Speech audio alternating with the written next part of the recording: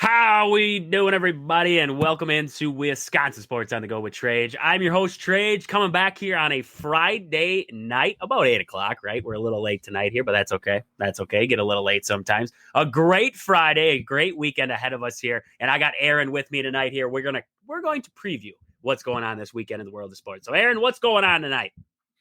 Not too much. Trying to I'm not even sick, so I can't complain. Just frog got my throat, frog. But yeah, no, doing pretty well. Excited for this weekend. Especially the I want to say more so the NFL slate, just because some of these college matchups are a little but you know me, I love college football. It could be, two unranked 3-win teams. I'm here for it. So all things considered, I'm doing great. There's one big matchup coming up, Ohio State, Indiana, and that's one we're going to get to later here. But that's could be, we're talking about, it could be a program-changing win if Indiana does pull that off. So we're going to get into that later on in the show here. But right away, I think we start with our picks. We had our picks for the WIAA state title game. And Aaron, I don't think you were hot. I don't think you were hot in this one. So you picked Potosi to win game 1 in D7 there. Well, Edgar edged them out there 19-0 in that D7 game. D6 went to Lamora. They won that game over Grantsburg 26-19 there. Stratford beat Wrightstown 21-6. Racine St. Catherine's won 26-22 against Baldwin Woodville. And then we saw Notre Dame beat Catholic Memorial 49-28. That was a shootout. Then we see a close one. Slinger beat Rice Lake 31-30, and Bayport over Muskego 25-18. I think you got a couple. I'm pretty sure you got a couple in there.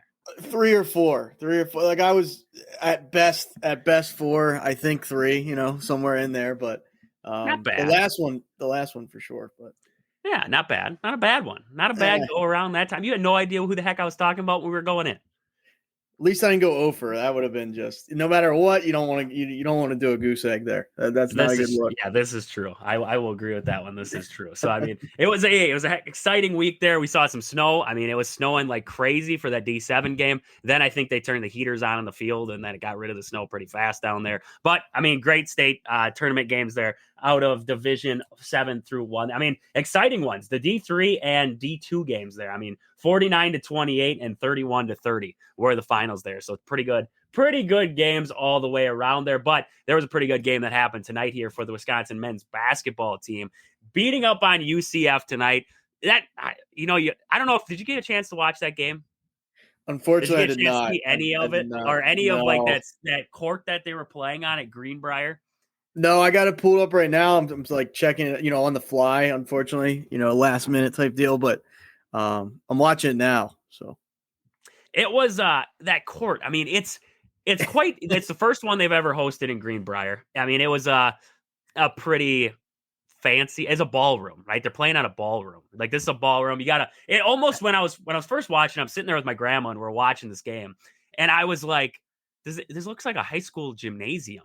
Like you had the floor, you had limited bleacher, and then all of a sudden on one end there was a stage. And you're like, this is like a high school gymnasium in here. And then the governor comes sitting in there and he's on like a rocking chair over in the corner with his dog. He brought his dog in. I'm like, what is this is wild. This is wild. The lighting was the lighting was centered just on top of the court. Like it almost felt like that Battle for Atlantis when they go down there to that theater and like the lights are just on the center court. Like that's what it was like. And it was an odd place. We saw game 1 between Pittsburgh and LSU, and it seemed like both teams took a while to get into it. The scoring was atrocious. LSU looked horrible in that game to start. They found their way back into it late, but that was a rough game to watch. I think they went, what was it? It was like 7 minutes or so into the second half before they actually scored, LSU. So it was a rough start to that second half for them there. But Wisconsin didn't have that problem. Wisconsin didn't have that problem whatsoever. They came out guns a-blazing in that first half there. They jumped out to a big lead, 46-31 at the half. I mean, they were shooting. I mean, they came out shooting. And, the thing I loved the most about the early display from the Badgers was the ball movement. They're, cutting to the basket. The simple things that we don't really, it's not really like, we're looking at this. We want to see this. We want to see threes. We want to see the exciting stuff. It was the simple, dominant basketball that you love to see. It was cutting to the basket. It was, a little flip here, three in the corner. And I love the passing from the Badgers. The bigs, Steven Crowell, he got into foul trouble there, had a technical foul on the sideline, got a little frustrated, had a technical foul. He sat for a while in this game, and then Nolan Winter stepped up big for the Badgers. You love to see that. But the bigs for Wisconsin, the front court, Gilmore and Crowell and Winter sharing the basketball, getting it down in the post, finding an open shooter like Blackwell, Klesmit, whoever it was, getting them the basketball, letting them knock it down. And that's what I love to see out of this Badger team, was just their willingness to, we're not going to play one-man basketball. Right? That's what I hate to see. I hate to see guys where they go out there and it's like it's one-on-one. I hate to see that. If you want to win, if you're Wisconsin and you don't have Cooper Flagg or you don't have, some of these dominant guys like we see in college basketball, sometimes you got to play team basketball. And that is what the Badgers are doing right now. That's why they're putting up 80-plus points a game at this point. It is just exciting basketball all the way around. They moved to 6-0. They now will go to the championship game in the Greenbrier. They'll take on Pittsburgh. A chance to move to 7-0 before you even get into conference play. You couldn't ask for a better start. You couldn't ask for a better start for this Wisconsin team, a team that was picked to finish like 12th in the Big Ten Conference this year. And they're going out here and they're putting it 2 teams right now. And they're showing, hey, we're a pretty dominant force here that you have to check, because if you don't check us, guess what? We're going to put up 86 points on you. We're going to put up 103 on you like we did to Arizona, right? So, I mean, just all around great effort from the Badgers. Nolan Winter, like I said, Nolan Winter stepped up big for Wisconsin. No Steven Crowell for a while. He was in foul trouble, got his 4th foul within when they came out of the half, Crowell had 3 fouls. And I really did think to myself, I was like, I would be okay if Greg Gard didn't start Steven Crowell coming out of the half. I was like, I'd be okay if he went to somebody else to start that second half and then shifted Crowell into that position. Well, he started Crowell in the second half. Crowell gets his 4th foul there. He sat for a majority, and then Greg Gard did bring him back in. He ended up fouling out anyways later. It was a crap call. I didn't even think it was on him. They called it on him, but Trage was the one who fouled him. So I don't know. The refs were kind of all over the place in this one. But all in all, like I said, Nolan Winter, a great performance with 13 points there. Blackwell gives you 17. Trage gives you 15. I mean, he's always going to score for you. We see Klesmit with 8. He had a little bit of a tough stretch in this game shooting the basketball, but stayed with it. Gotta love it. We saw Xavier Amos give 5. He's been a plug off that bench there. And I got to tell you what.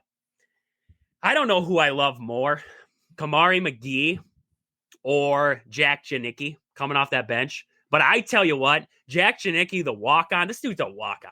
And he plays at 100 miles per hour all the time. He's constantly in the play. And he's over here and all of a sudden, boom, there he is. And he's in there getting a rebound. And he's in there, he's defending well. And he's not afraid to shoot the basketball. He's a southpaw, and he just rings it up from downtown. It's like this guy walked onto the court with no fear. Right? Sometimes those walk-ons, they're hesitant. They're like, I don't want to mess up. I don't want to, mess up because I don't want to lose my spot. I'm barely in this rotation to begin with.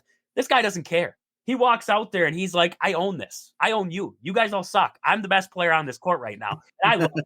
I absolutely love it. 14 minutes. He only had those 3 points in this one. I mean, I'm talking about him like he had 100 in this game, but I love the effort that he gives. I love the effort that he gives on every single play. Kamari McGee is a dog. I don't know. This guy, he is a spark plug. He is, if there's a 6-man in the Big Ten, Kamari McGee might win 6-man of the year in the Big Ten, because this guy coming off the bench for you, he has been nothing but fantastic. 3 for 4 from downtown in this game. He was 5 for 6 from the floor in 19 minutes, 14 points overall there. And I believe, I was just going to check out, they were talking about his 3-point stat. He's shooting 52% on the year. I was going to look at his 3-point percentage on the year so far. He's shooting 44% from downtown. I mean, Kamari McGee is starting out at a pretty good clip for the Badgers. So you love to have a guy like that coming off, because we talked about it early on in the season. Where was the bench scoring going to come from? You can't rely on the starters to be your sole scoring on that floor. Kamari McGee has stepped up. Love to see that there. And I mean, all in all, a good win. You got things that you came out of there, you're going to learn from, you're going to move on with there. This was a pretty good UCF team. They didn't shoot well in this one, but this is a big team. They got ability. They have some speed to them there. I don't think this UCF team is going to be a pushover this year. I think they're going to be a pretty good team. And the Badgers took it to them right off the bat. And yes, you love that. You just love that there. So Badgers get the big win there. They outshot Aaron. What do you got for team stats? Let's show me the team stats. What do you got for team stats there? How does the Badgers fare compared to UCF in this one? Yeah, let me stats wise. So field goal percentage for the Badgers, they're 48. I mean 48.5, right? But I mean UCF 33.9. Not great, not outstanding. Just take a while. I mean, you watch this game in its totality. As we got some people coming. Brantley Gilbert, I guess he doesn't have a concert or a tour going on, but yeah, what do you think percentage wise? What do you think UCF shot from three? Like I said, I test all that. Like what wasn't good. I'll give you. They were rough. They were rough in this one. I would say it's below 20. I would guess below 20.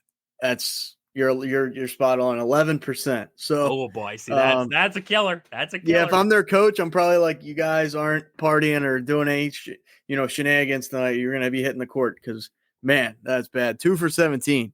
That's about as bad as you get there. But well, on the flip side there, Wisconsin 10 for 31, 32% from three, not bad at all.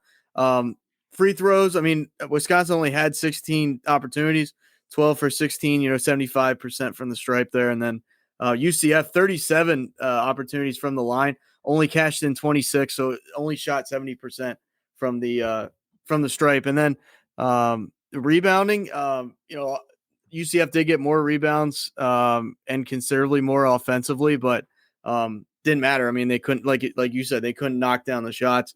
I guess if you're Wisconsin, if you want to look at like one little negative, they had more turnovers than UCF did. 13 for Wisconsin, 10 for UCF. But I mean, it was a butt kicking. So I mean, at the end of the day, it's never going to be perfect. You're always going to have to work on something. That's probably what I'd highlight. But yeah, I mean, they did their thing again. And watching this game back just now, I mean, it looked like, I mean, this is probably a crazy comparison, but like the Spurs, with Popovich, where they're just like you don't know where the ball's at, bang, bang, bang, bang. It's just all the way around, the horn there. So, I mean, you love to see it. And yeah, great start to the season. See where they can go from here. How do you feel about the Pitt team that they play next? Pitt played well against LSU. They went through their own cold spells in that game. Pitt's a good team. That's a good team. That's going to be a good game. That's going to be a really good test for Wisconsin in that one. So I can't wait to watch that matchup there on Sunday. I mean, that game between LSU and that, I mean, yeah, like I said, it was a game of runs, and both teams, I don't think we got the full effect of either one of those teams in that game. They got some size to them. They got the ability to ring it up from downtown. I mean, it's going to be a good game. It's going to be a very good game there, and I can't wait to watch it when that one comes out. But, like you were talking about, I mean, this team, it's crazy how fast they gelled, right? You had guys coming in like Jack Janicki, and you're bringing in guys like Xavier Amos into this rotation, John Tonje. And it's crazy how fast, just over a summer, this team gelled to the point where it's like you said, they're just boom, boom, boom around the court there. And it's like they know what the next guy is going to do before he even does it. And those turnovers, some of those were, I thought this guy was going to do this, but he didn't do this, right? He didn't keep cutting to the basket and stuff like that. But all in all, I love how this is working as one cohesive unit right now. This team is playing like a team at this point, and it has been nothing but great so far. Like you said, there's little things that the Badgers need to clean up moving forward. We've talked about rebounding in the past. In this game here, what was the rebound total? 41-39. Got out rebounded in this one by 2. Not terrible, but we've talked about rebounding in the past, getting on the glass, taking care of that. They allowed 13 offensive rebounds to UCF in this one. Not great, but another big thing. We have a couple comments here. Let's get to the comments about this Badger game there. Brantley Gilbert back in the comments. He says, back to what you were saying, not a one-man team. They are scoring 87.8 points per game, which we need more of that, he said in his rest of his comment there. I agree. I mean, if you're going to get to a point like that, it cannot be a one-man show. It's like Aaron said. It's like you're saying there, sharing the basketball, zipping it around, finding cutters, finding open guys. That's how you win basketball games. We love to see that. The Red Shed. I love his stuff over on Twitter there. I love his stuff over on Twitter. Big Badger guy. Always shooting out great stuff over there on Twitter. Love his stuff. Thanks for tuning in tonight there. And if you got anything that you want to talk about Badger-wise or anything like that, any opinions that you have right now, football, basketball, Packers, whatever, you shoot him down there, Red Shed. This guy, I tell you what, Aaron, you got to follow him over there on Twitter. He's got great stuff over on that side. He's got to give him that follow. Got to give him that follow. He's got great stuff over there on Twitter. But hey, I got to get to the text in line here. We got some on the text in line. The energy is from the text in line. The energy the Badgers come out with makes a huge difference in their games. It seems this year they were a little flat last game, and it showed.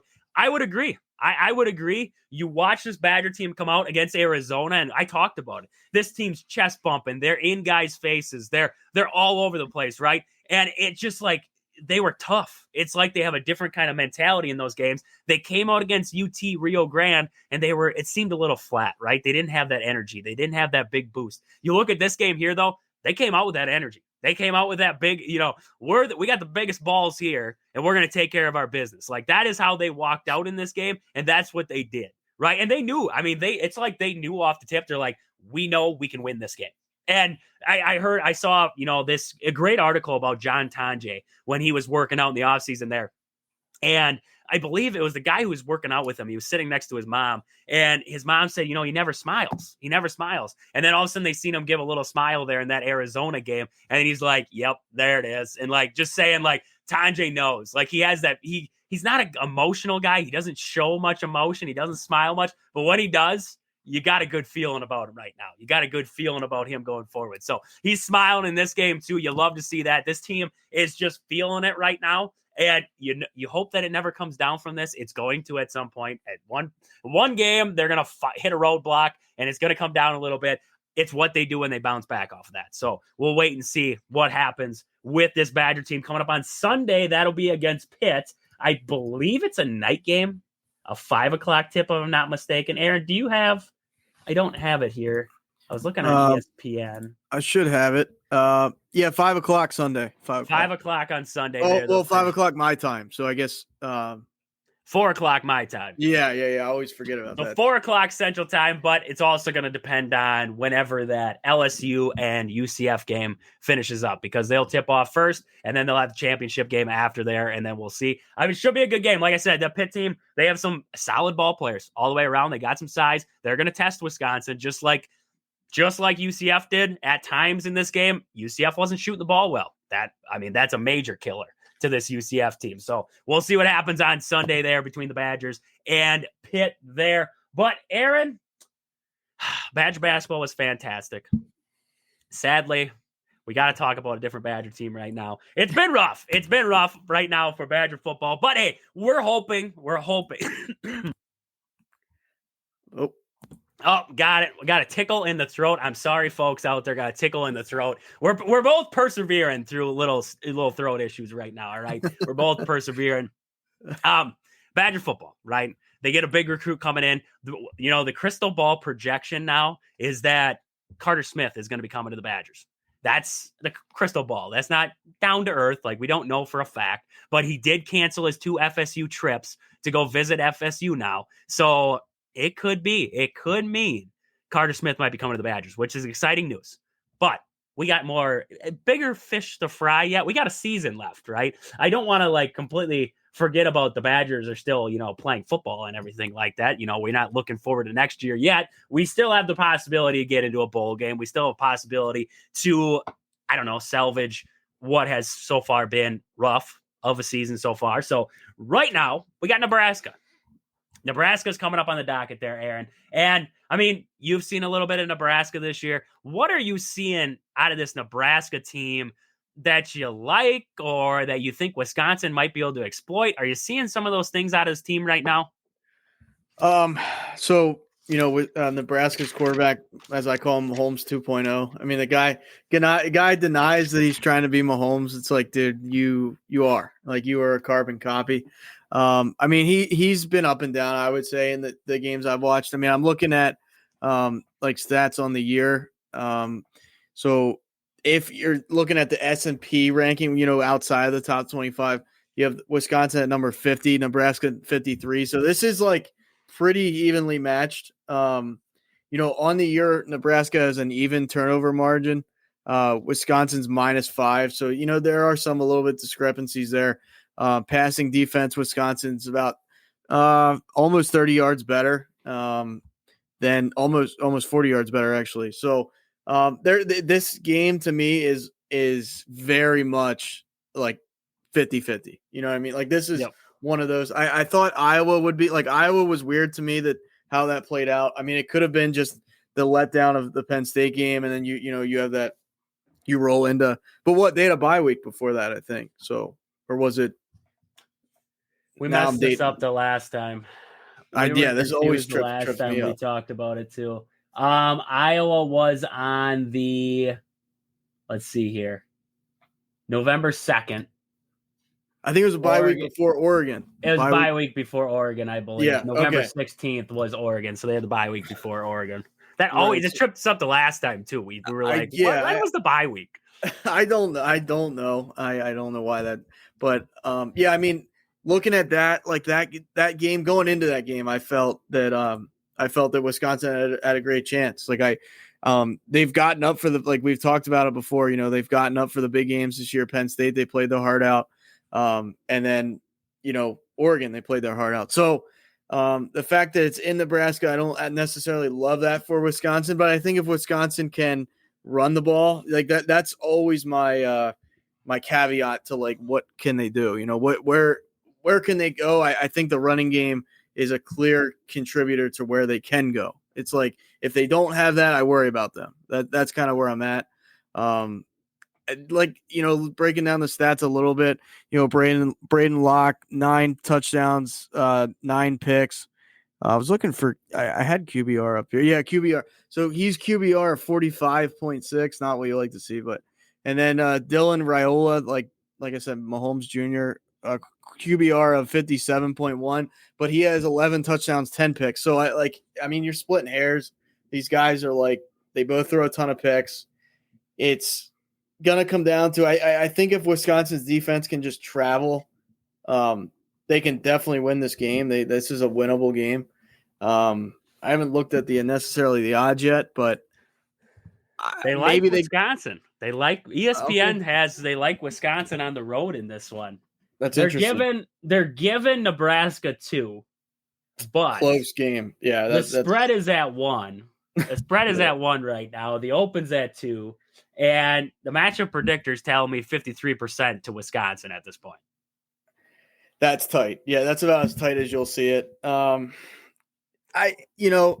rid of Phil Longo, that can play a couple different ways, in my opinion. That's one of those, you shake things up, they might come out differently, right? It could be a positive.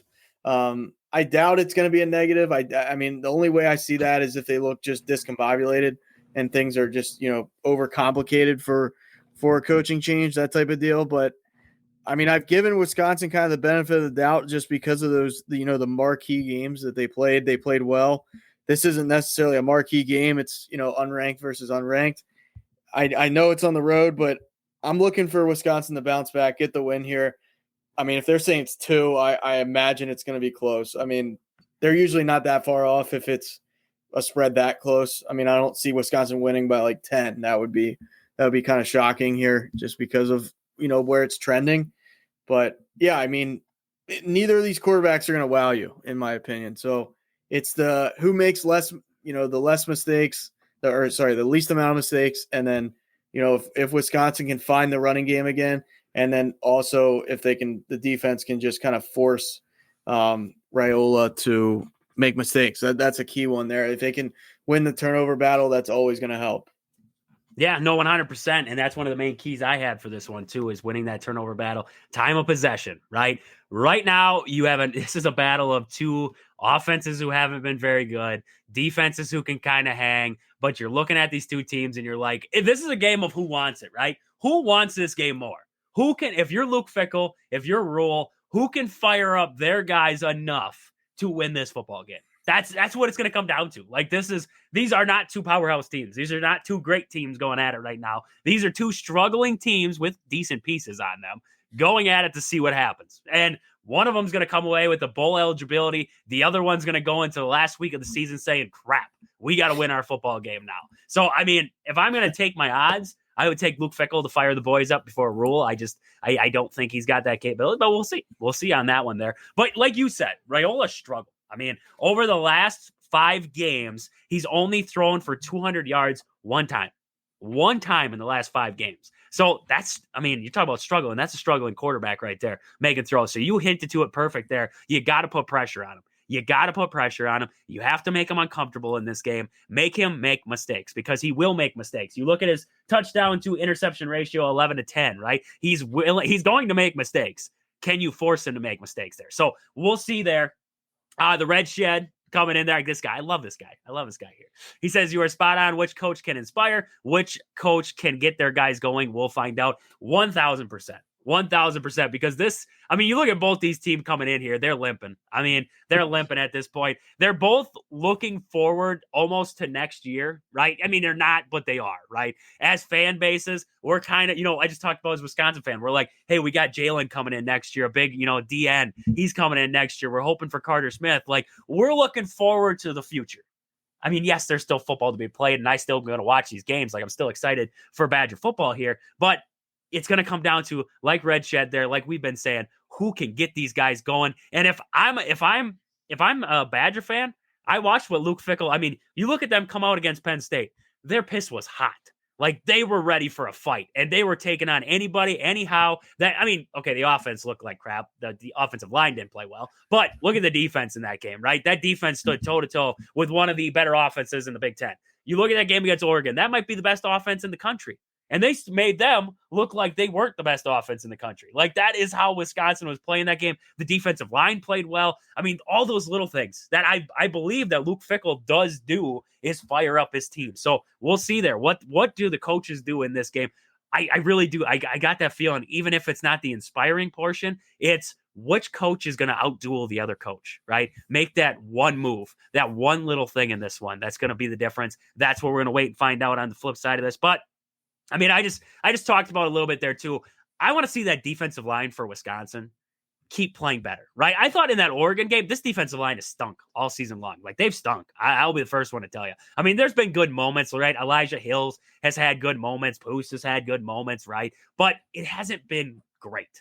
But that Oregon game, they held their own. They did their jobs. They blew up the run game. They did their jobs in that game and held Oregon to some of their lowest totals on the season. I think that's their lowest point total, right? You look at the other games they played, even against Ohio State, they had better success. So I look at that game, I'm like, the defensive line played well, but now it's, can you do that again, right? Because it's one thing to do it once. You can do it once, right? You can show out one time, but can you do it twice?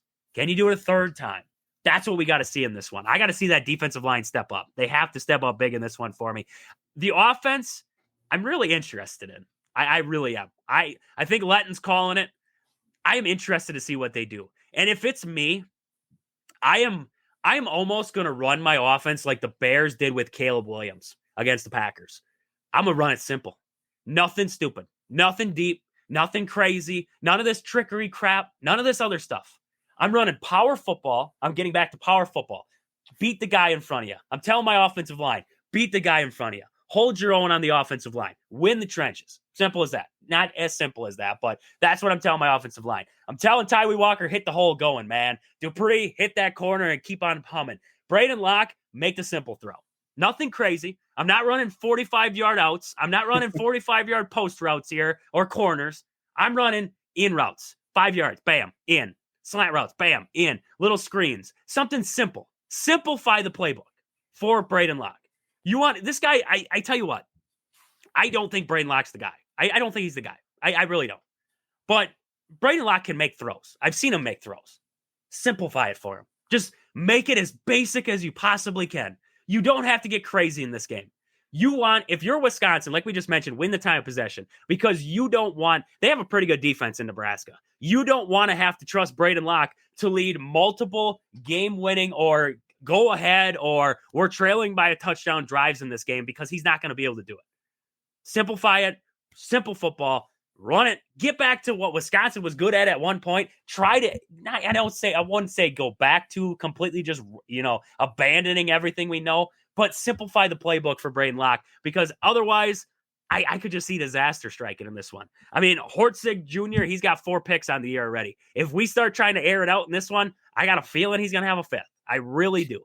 They cannot make Braden Locke have to think, because when he has to think, when it's like when Braden Locke, we talked about the other day, when that first read isn't there and he kind of like, now you have to improvise. He's not a good improviser. He doesn't know, it's like he just starts to freak out and he's like, okay, I got to get rid of the ball now. And then all of a sudden it's like, oh, I knew a guy was supposed to be here. Boom. And then it's pick 6 by Penn State and we're losing the game, right? I mean, just those, you got to be able to find that first read. He's not there. Okay, check down. Something simple to Tyree Walker. The little things in this one. So I don't know. Is it too much?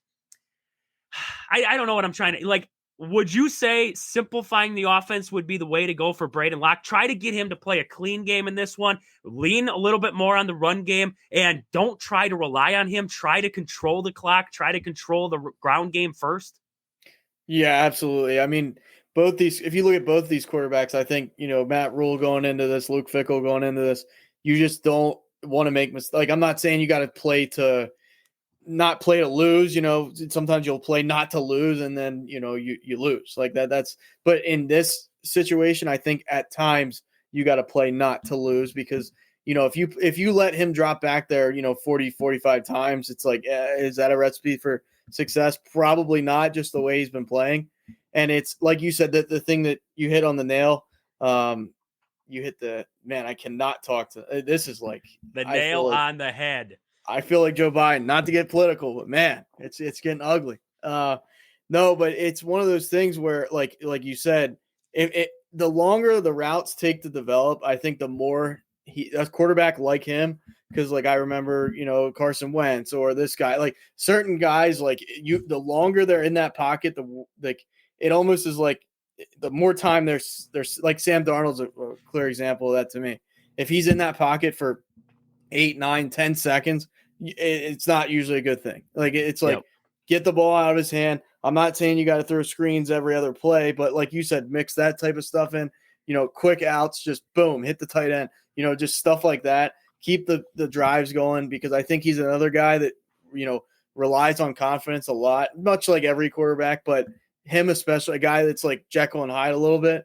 If you come out of there, 3 and out, and it's like he starts to get unravel a little bit and he's probably like, oh man, I can't wait for halftime. Like, I'm not saying he does, but just watching a guy like that, deer in headlights at times, it's probably like, oh man, I don't want to screw this up. I screwed up the Penn State game. And just those voices start setting in. So if you can, I totally agree with you. Go into this game, hopefully the running game gets going, that at least takes some weight off of his shoulders. I mean, Nebraska, that place gets loud too. It's another Big Ten atmosphere, so it's not going to be like walking into Northwestern, right? Yep. That was like the outlier. So you're going to want to gain some momentum, sustain drives, like you said. You cannot just go 3 and out and give them a million chances either, which I don't expect. I expect this to be like a back and forth game, and in all reality. But yeah, definitely simplify it, get the ball out of his hand quick. Don't make these long developing, like he can throw deep. I'm not saying don't not throw any deep bombs, but don't have it where the routes are taking, a good amount of time to develop. And then he's just sitting there like, do I go here? Do I go here? That's more thinking, less thinking, get the ball out. Yeah, no. And I mean, run some trickery, get some trickery in the run game, right? The end around, something crazy. I don't know. Get something, some kind of consistency, some kind of looking like an actual offense here. And if Jake Renfro's right, and he said that we were going to see some crazy stuff and the world was going to be surprised, well, surprise me. Give me something like a birthday present. I don't know. You guys, as of this point now, I don't know what you could do to surprise me except for score multiple touchdowns in a game or Braden Locke doesn't throw an interception. Like that would be surprising if that's what you're going for. If you're not going to pass the ball at all and Braden Locke won't throw an interception, then that would be surprising. So we'll see how this goes here. I mean, this is going to be, I could see this going 1 or 2. I could see this being like, no, I couldn't. I could see this being a defensive battle or a struggle fest all the way around. I really could. I could see this being a defensive battle. I really could in this one here. Aaron, what are you thinking? What's our point total? Yeah, let's pull that up real quick. I definitely think it's gonna be low. What is the total in this one? 41.5. Yeah, according to ESPN, they're giving 41.5. That's pretty low. Yeah. I was thinking like 21-18 style game. That's what I thought that was high. I'm gonna be honest with you. Really? For college, Dude, I've seen both these offenses cooking right now. There ain't much cooking. There's a lot of burning. They might have the pots and pans in the kitchen, but there ain't no cooking there. They're just banging them together. It's just banging them. They don't even have the supplies at this point here. They're making spaghetti and the noodles are still at the grocery store. I was gonna say those noodles are getting stuck to the pan. Nothing worse than that. Nothing. There is nothing worse than when the noodles get stuck to the bottom of the pan. And then you get down there scraping off the bottom, or you forget about them, and then you just put the other noodles back in there, and then they just burn to the bottom. Oh, I'm very guilty of that one. I've been there one too many times. Been there. No, I mean in college to me that's a low, like 21-18. That's where that would put you at 39. Yeah, so right underneath that. That's what it feels like to me. 21-18 style. Big Ten, like you said, defensive struggle, like just beating each other up kind of deal. That's what I see there. I think this is going to be ugly. Give me 17-13 Badgers. 17-13 Badgers. I could see it. I could. That sounds like it's going to be it. That really does. I was just looking up, seeing if there was. They don't have. What's the dumbest cooking mistakes you've ever made on Reddit? Let's see here. Oh man. So this one person put on there that when she was a kid, she needed 1 cup of boiling water, so she put the water in a plastic 1 cup measuring cup and put it on the burner. That probably didn't go well. Probably didn't go well. Made a wonderful chicken stock and strained it into the sink.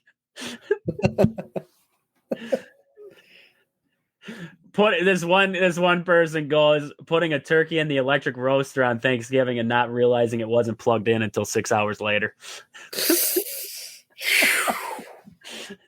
Have you ever seen them when they what is that when they're gonna deep fry the turkey and they go in the backyard and they set down the frozen turkey in the frying oil and it like blows up? Oh yeah, I have seen that. That's pretty. Those are wild. People are wild. People are wild out there. Holy crap! I want to try it though. I want to see what happens. I've seen people blow up Bush's baked beans too. I heard that if you leave that closed and it burns the can, it like becomes very explosive. Definitely would have to stand back from something like that. You might get some shrapnel just in your eye or something. I wonder if that's all canned things or if that's just Bush's. Like, is there something in Bush's baked beans that's highly explosive? Like, because I do when I have Bush's baked beans, my stomach does feel like I just went to a bad Mexican restaurant. Like it does cook me a little bit. So I wonder if there is something explosive inside of Bush's baked beans. I wonder. I really do. Your rear end becomes explosive. That's where I'm getting at from that. You need a hazmat suit to use the porta potty at work after that. Yeah, that's what I'm saying there. One time. So we're getting long with the story here, but it gets real cold in the state of Wisconsin.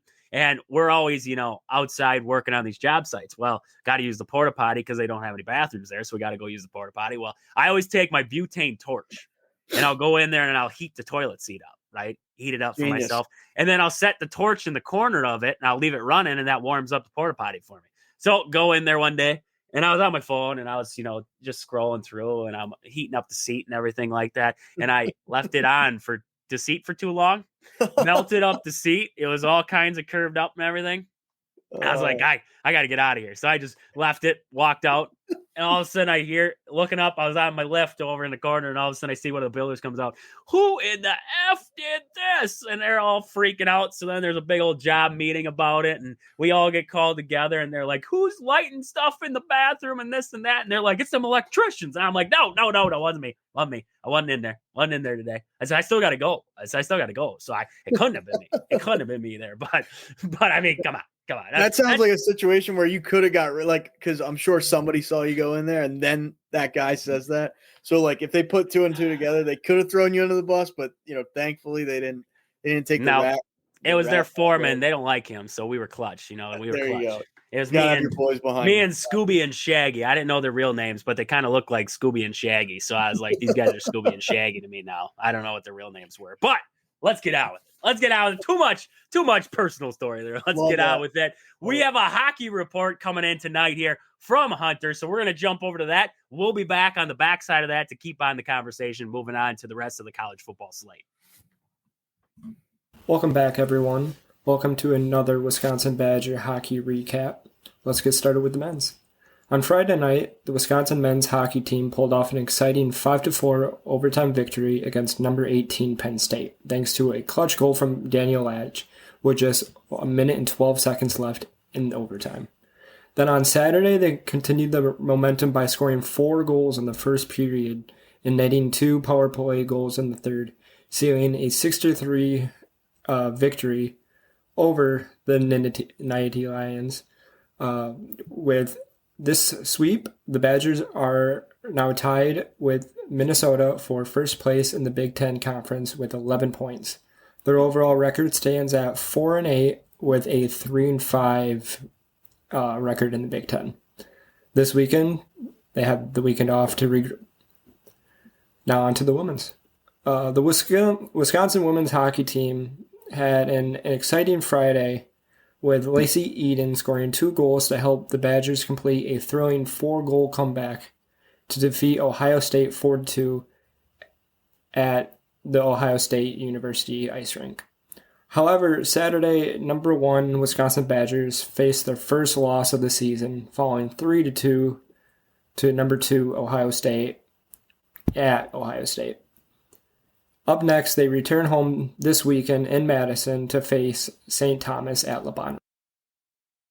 Great stuff there from Hunter in our hockey report. A great last weekend there from the Wisconsin Badgers men's and women's hockey team, even though the women's did drop a game there against Ohio State. But hey, that's a heck of a matchup too. That's a heck of a matchup against Ohio State. So they got some action coming up here. Hunter will be back on the mic next week there. He's had some personal stuff going on, so he hasn't been able to get out videos to us for the hockey report there, but he's going to be a weekly guy on here. Hopefully we can get him on the show at some point. We're hoping to get him on the show at some point and talk a little hockey with him here, but once his schedule aligns, sometimes you get, work schedules get crazy, everything gets crazy in life there, and you just don't have the time to hop on, and he's at that point right now, so we'll get him on at some point there to talk about it. We do have one more on the text in line about Badger football before we move on to the college football slate.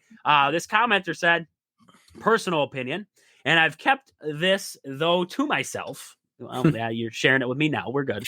We can share it now. We can share it out to the world. But this team has more issues than just coaching, I think. Whether it's players not giving a crap because they are pissed about something or whatever, they don't just play the game anymore. Again, might be a dumb thought. I just think there are a lot of underlying issues that need to be addressed before they can be successful like they have potential to be. I kind of agree. Like, you look at that game. We talk about the Penn State game, right? We talk about that Penn State game. They came out with their piss was hot, right? And then you look at that Iowa game, and they came out flat. And I don't want to believe that Luke Fickell walked in there and he was just like, all right, boys, let's go.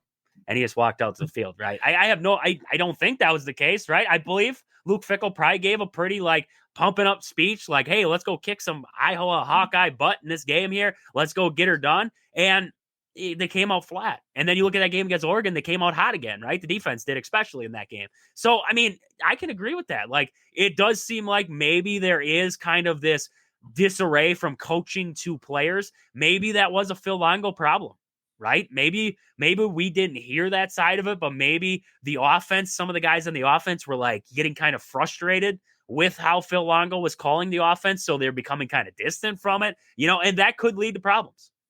So I could see that. I really could. Maybe that was part of Luke Fickell saying, like, maybe guys came into the office and they're like, Luke, we love you. We love you here.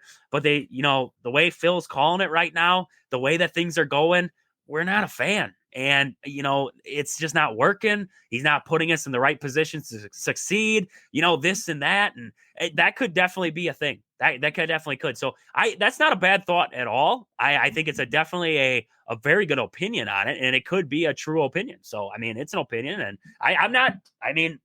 it could be. It could come down to that there is some, because we heard Braylon Allen say, like, someday on a podcast, he's going to give, like, this whole spiel on what happened in Wisconsin and this and that. Like, I would be interested to hear what kind of led to him disliking what was going on in Madison. Because Luke Fickell, he seems like maybe you like him, maybe you hate him kind of guy. But for the most part, he seems like he's a pretty good football coach. Like, he seems like a guy who can motivate. He seems like a guy who can get you up and get you going and, build you up and not tear you down. He seems like that kind of guy. So it makes you wonder, okay, what was Braylon Allen talking about then? Was it Phil Longo who was the problem all along? And Luke Fickell just finally got a sniff of that. And he's like, we got to let you go. Right. Because we were talking about it was an odd time to let Phil Longo go too. Like, you have 2 games left in the season. Just an odd time for it. Why was it such a quick thing? I don't know. Maybe players were getting kind of distant from the program because they're like, hey, our offense is sucking. Look at their scores. We were hanging with some of the best teams in the country. And then all of a sudden we got dinged on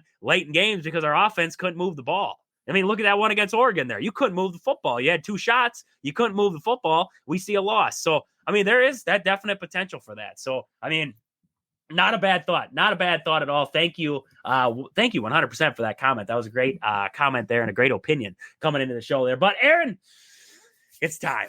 It's time for some college football picks for the weekend there. We got a I hate this. I really do. This is so stupid. This is so stupid. I love how positive that started, and then I hate this. Like, that was just stupid. 11 o'clock in the morning. So I'm just rolling out of bed. Rolling out of bed, freaking 9 o'clock in the morning. I'm just kidding. Not gonna be 9 o'clock in the morning, guys. I'm a little bit more courteous than that. 8 o'clock in the morning. Get out of bed. Turn on College Game Day. Right after College Game Day, I got to flip over to watch this game because for some stupid reason, big noon kickoff's got to have this game, right? Indiana, Ohio State, 11 o'clock, number 5 in the nation, number 2 in the nation. For some reason, it's not at prime time, right? You have the shoe. You have one of the best college football atmospheres in the shoe. It's not Penn State. I agree. It's not Penn State. It ain't Camp Randall after dark. It ain't those 2 places. But guess what? The shoe is still a pretty good place to play when it's nighttime. Like, that is still a great atmosphere. You have the shoe. You have Indiana. You have Ohio State. Whoever wins this game is going to the Big Ten Championship. They're going to be taking on Oregon. This game has so much meaning, and it's on at 11 o'clock in the morning. Drives me nuts. Just drives me nuts. I know people have their own opinions. Some people are actually okay with it being on earlier in the day. For me, I'm like, put this baby at the end there. Jeez, whatever. So, Aaron, Indiana, Ohio State. Ohio State's favored by 10.5 right now. That's a big spread. I don't like that at all. I think Indiana can definitely keep her closer than that, even in a loss. What are you thinking in this game here? What is your prediction? Unfortunately, I think this is when Indiana's perfect season does come to an end. Even with one loss, obviously it's not a disappointing way that they're playing, but it's just, you're running into, this isn't the Ohio State team that's like a buzzsaw, from years past. You think about the Justin Fields teams, you think of who else did they? Braxton Miller. Like, there was a lot of teams throughout the years that were better than this team, in my opinion. Just watching them, especially up and close and personal, when they played Penn State. So it's still Ohio State, though. That's my thing there. Like, that's my caveat to people saying that Indiana's going to find a way. I don't see it. This is by far Indiana's biggest test of the year. They're the number 2 team in the nation, right? The only other I don't think they've played anybody ranked. No, they have one of the weakest strength of schedules. They're actually this game weighs very heavy on Indiana's final, like, where they're going to be projected into the college football playoff if they get put into there because of the strength of schedule. Absolutely. Yeah, absolutely. Then you look at it like 3 Big Ten teams are going to make it because, I mean, everybody, unless Penn State completely falls apart the last 2 weeks, they're pretty much a shoo-in for the playoff. Obviously, Ohio State. I mean, it would beg the question then, if Ohio State does lose this game, then what? Are they, in the top 12 and they still find a way in? Like, I would probably say yes, just because of strength of schedule. Like, they would lose to Oregon and then Indiana. I think, they beat Penn State, high-ranked opponent. They hung in with Oregon. Like, that's a different discussion. But I think Ohio State's going to be too much. Like, defensively, Ohio State is not as good as they've been either in past years, but they're still great.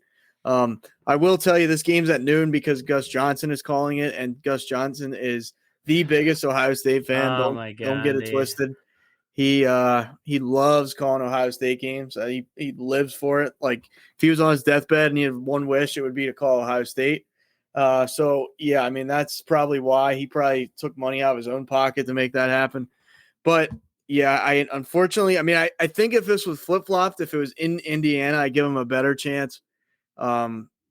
They might be able to cover that spread, like you said. I mean, their offense is crazy, but I just think Ohio State's going to be too much for 60 minutes. Give me Ohio State. This will be an amazing story, though, if Indiana finds a way to win this game. That's like you said, program changing. This season's already program changing, but that's the exclamation mark you're looking for. I'm going to tell you this now. I think Singetti gets them fired up. We were talking about coaches getting guys fired up. I think Singetti gets them up for this game. I think he gets them fired up. I think they're going into the shoe. I think he gets his boys fired up to start out early, start out hot. They jump on Ohio State. Howard's reeling in this game. Day doesn't know what to do. And I want to say, if you're looking at this on paper, you're like, who's got the best players? Ohio State. Ohio State wins in a landslide. Like, they got the best players. They have the better resume. They have all that. Like, I agree with you 100%. I mean, you look at the strength of schedule. Indiana's strength of schedule, 106. Ohio State, 28. And you know what team, Georgia, they got the first-ranked strength of schedule. There's a possibility Georgia doesn't even make the playoff with the top, the number one strength of schedule. Like, that's bad. Like, that sucks. That sucks. You got to go through a gauntlet, and you still might not make the playoff there. But I think Singetti gets the boys fired up. I think they win this game. I do. I think Indiana wins this game. They pull it off. They end up in that Big Ten championship game against Oregon. I'm going to call it now. Ryan Day is going to be just fuming on that sideline, and the Ohio State fans will burn the state of Ohio starting in Columbus from there out. That is how it's going to work. It's just going to start there and move out. They're going to pray that maybe it snows a little bit. Maybe it snows a little bit to put those flames out, that they're going to be burning up there because Ohio State fans will be irritated that Ryan Day cannot win a big game. Give me the Indiana Hoosiers. Give me Indiana Hoosiers by 3. I'm going to take them by 3. I think they'll win it by 3. It'll be a field goal game. Oh, I love it. I mean, you're looking at the weather for tomorrow for the kickoff. It's supposed to be, cloudy, but not even that cold, in the mid to upper 40s, maybe touching 50 later in this game. So, yeah, not I mean, Will Howard's he's not that good, right? He's beatable. He is beatable. So, I'd love to see it, man. I hope you're right. I can't pick him. I just can't, but man, I would love it. I'm crossing my finger. I'm crossing everything I got that they pull that off because that'd be awesome. I'm all in for it. Apparently at 11 o'clock too. I have to get that fired up. By 11 o'clock. So should be a good one there. Other ranked matchups or big matchups that we're going to have coming up here. Let's see. Is there any other big? There's not a whole lot of big matchups happening, I guess. BYU and Arizona State. Yeah, BYU and Arizona State. Right now, Arizona State is favored by 3. The total is at 49.5. That game right now, 9-1 BYU, 8-2 Arizona State. If BYU loses, they are out of the college football playoff race. And I think, if I'm not mistaken, Colorado would be right there in that race for the Big 12 champ. They already are. They're 6-1 in the conference right now, 8-2 overall. I mean, you're talking about Colorado jumping up above BYU then in the Big 12, and then you're talking about Arizona State jumping up over top of BYU in the Big 12 there. So this game has a lot of implications onto who in the Big 12 is going to end up in that conference championship game and who's going to make it into that college football playoff. Absolutely. Yeah, I mean BYU, like you said, BYU coming off the loss to Kansas. And then what, yeah, that was their only loss this year. They pulled off a very close one against SMU by a field goal. So that, they've been tested a little bit. On the flip side of that, Arizona State, they beat number 16 at the time, Utah there, and then number 16 at the time, Kansas State, just last week. So both these teams have been tested a little bit. It's not like they're walking into this game by any means. I do lean Arizona State, just because at home, BYU I never really have trust in them. It's kind of like Gonzaga in basketball. There's something not. I know Gonzaga won it a couple of years ago, but it's just like that trust level is not there for me. They're having a good year. Both teams are these are comparable teams. But I mean, just a simple fact, Arizona's touting those jerseys they haven't worn since 90 something or 80s or 90s or something. Sick jersey. Absolutely sick in my opinion. Give me the Sun Devils in Arizona in the hot, probably the hot. I'm sure it is still this time of year. 76. They're talking 76 degrees. That'll work. That'll work. That'll play. It'll be steamy down there. It'll be steamy. I like Arizona State too. I'm going to give Arizona State. I think they'll cover that spread too. If spread's at 3, I think they'll cover. Take it to the bank. Yeah, that's I don't trust BYU to go on the road and beat a team like that. I just don't. Is BYU the Illinois of the Big 12? Yeah. It's like they pretend for about a week or 2 or 3. They pretend that they are something. They pretend that they're this good team that everybody has to watch out for. And then all of a sudden they get kind of rattled, which we saw against Kansas. And then it's like the wheels fall off. And that happened to Illinois this year. I mean, Illinois, they were rolling right along for a while there. And then who the heck beat them? I think it was Penn State. Penn State got them 21-7. I think they lost to Minnesota, too, in that stretch. They lost to Minnesota, too. They got beat by Oregon. I mean, they had a little rough schedule there with Oregon and Penn State. But, hey, Wisconsin got – I mean, this schedule for Illinois, Michigan, Oregon – it's not that tough. Never mind. They pulled out. I don't know how, but remember when we were talking about Purdue and how bad they are? They ran Illinois to overtime. Illinois should have probably lost that game. So I like Brent Bielema. I can never say his last name. Bielema. Yeah, Bielema. I like him a lot. But I don't know. I mean, you're starting to see that they've turned the corner a little bit, with him, but they're kind of where they always are, though. The same, you thought, they were on the up and up a year or 2 ago. Then this year, they really, early in the season, it was like, wow.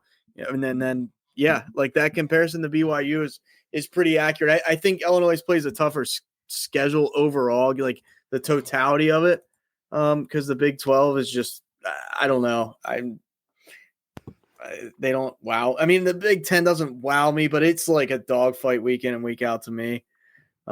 Physical. They're a lot, in my opinion, the Big Ten's a lot more physical. So, I mean, I would love to see those two teams play each other. That would be kind of interesting there. That'd be an interesting matchup right there. Too bad we can't get it. That'd be, I mean, we're talking about the BYU versus Illinois bowl. That's what we want. That's what we want now. We want BYU to get knocked out, face Illinois in a bowl game. It could happen. It really could happen. Both teams still ranked, so we could see them square off at some point. This is the biggest game of the day. Army, Notre Dame. Army wins. They got that game against, I believe it's UTSA next week, and then they have that game against Navy. But we could be talking about Army in the first college football playoff with 12 teams. We could see them in there. That would be – I would cheer for Army. I'm cheering for Army at this point. I want to see them go perfect. I want to see them make the college football playoff. That'd be nothing but great. And Notre Dame, if they lose this game, they're knocked out. They're done. That'd be done over with because Notre Dame has nothing on their resume that can get them back into it there. So, Aaron, right now Notre Dame's favored by 14. Screw them. Just whoever made that spread, you don't even know. You don't even know what you're dealing with right now. I'm gonna do mine first. Give me Army by 7. Give me Army by 7. They're gonna win by a touchdown in this game. Army is gonna shock the nation in this game on NBC in the night game. I can't see it, man. I want to be able to see it. I'm rooting for him too. I I'm not a closet Notre Dame fan. Closet Notre No, Dame. I'm not. I don't mind Notre Dame though. I'm not a Notre Dame hater. Like a lot. There's a lot of Notre Dame haters out there. I can definitely see that. But I just think this is kind of where it's like the same thing with Indiana, Ohio State to me. Like this is a mismatch.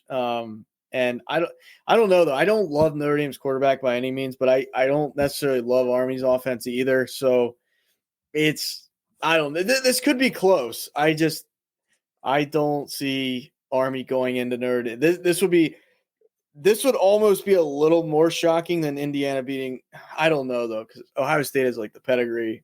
Notre Dame does too, but Ohio State is more as of recently. So, man, hopefully one of these. I'll put it to you this way: hopefully one of those games is an upset. I don't see either one of them being that in my heart of hearts, but you never know. They play 60 minutes, and somebody could get injured. I mean, who knows? But I really just don't, unfortunately, see this.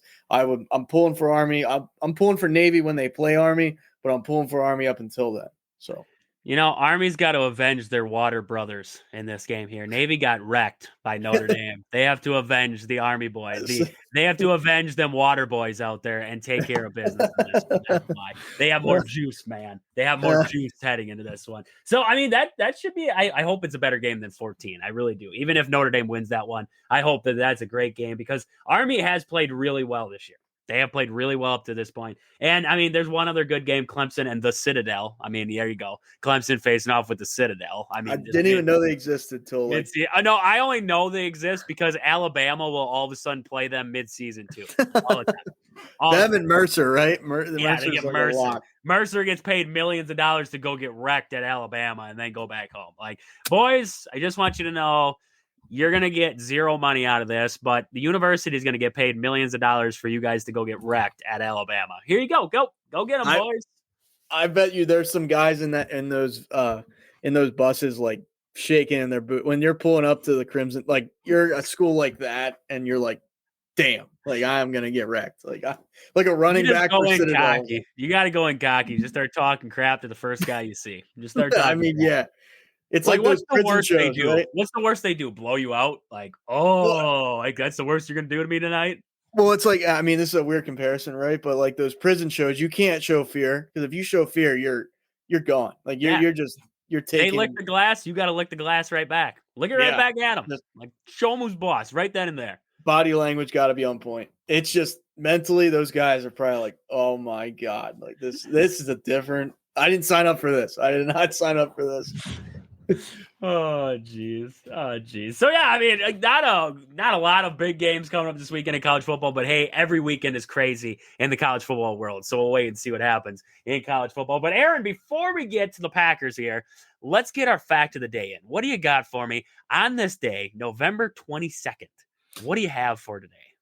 Yeah, unfortunately, I mean, this is one of the biggest days in United States history.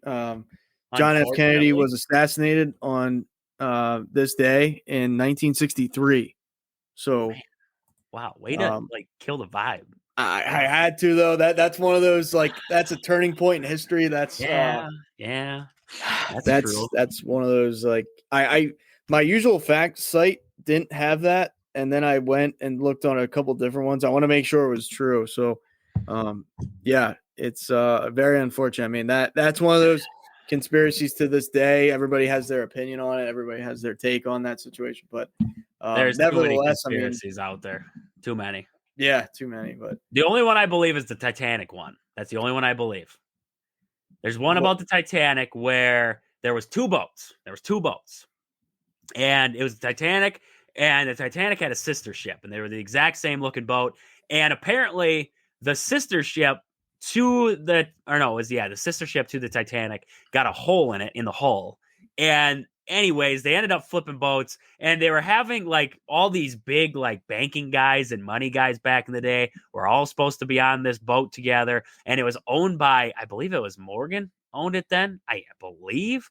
And all of a sudden He didn't go. A bunch of different other guys didn't go. The only one that went was a guy who was against the bill or whatever that they wanted to pass. He was the only one that went on the boat. Then the boat sank, and it was I don't know. I just paraphrased off of what I remember when I read the conspiracy. But there's a big conspiracy out there. So if you want to read the conspiracy, look it up. Titanic conspiracy. It's a interesting one. I could see it, right? You could always see the conspiracies. You're like, yeah, this could have happened, but at the same time, you're like, it's just nuts. Like that's like I have heard people say that the earth is flat and the moon landing was staged. And oh my God, I'm like, can we just pretend then? Like, can we just pretend for 5 minutes that it's real? Like, let me ask you, because it's sports related. What, I'm sure you know this, you're an NBA guy, but what NBA star believes that the earth is flat? Kyrie. Yep. I knew you'd get that. I was like, I'm sure he'd get that, but he's a just big. Because when I heard him say it, I was like, dude, sometimes you just got to keep thoughts. He's one of keep those in your head. He has to be the smartest guy in the room type of guy. In my opinion, yep. I don't mind Kyrie, but he is he's like an Aaron Rodgers. Yeah, vibe, you know. Yeah, I agree 100% there. So I mean, we're getting long here today. We're getting long, but that's okay. It's been a good show so far, but we got to get to the Packers yet today. We got to get to our NFL picks. So let's cruise through it here. Packers injury report leading into this 49ers game. It is impactful on the Packers, but really impactful on the 49ers heading up into this game, because for the Packers, right now, Jaire Alexander is out. I believe, if I'm not mistaken, is it a PCL tear that he has? I'm pretty sure it's a PCL tear that he re-aggravated.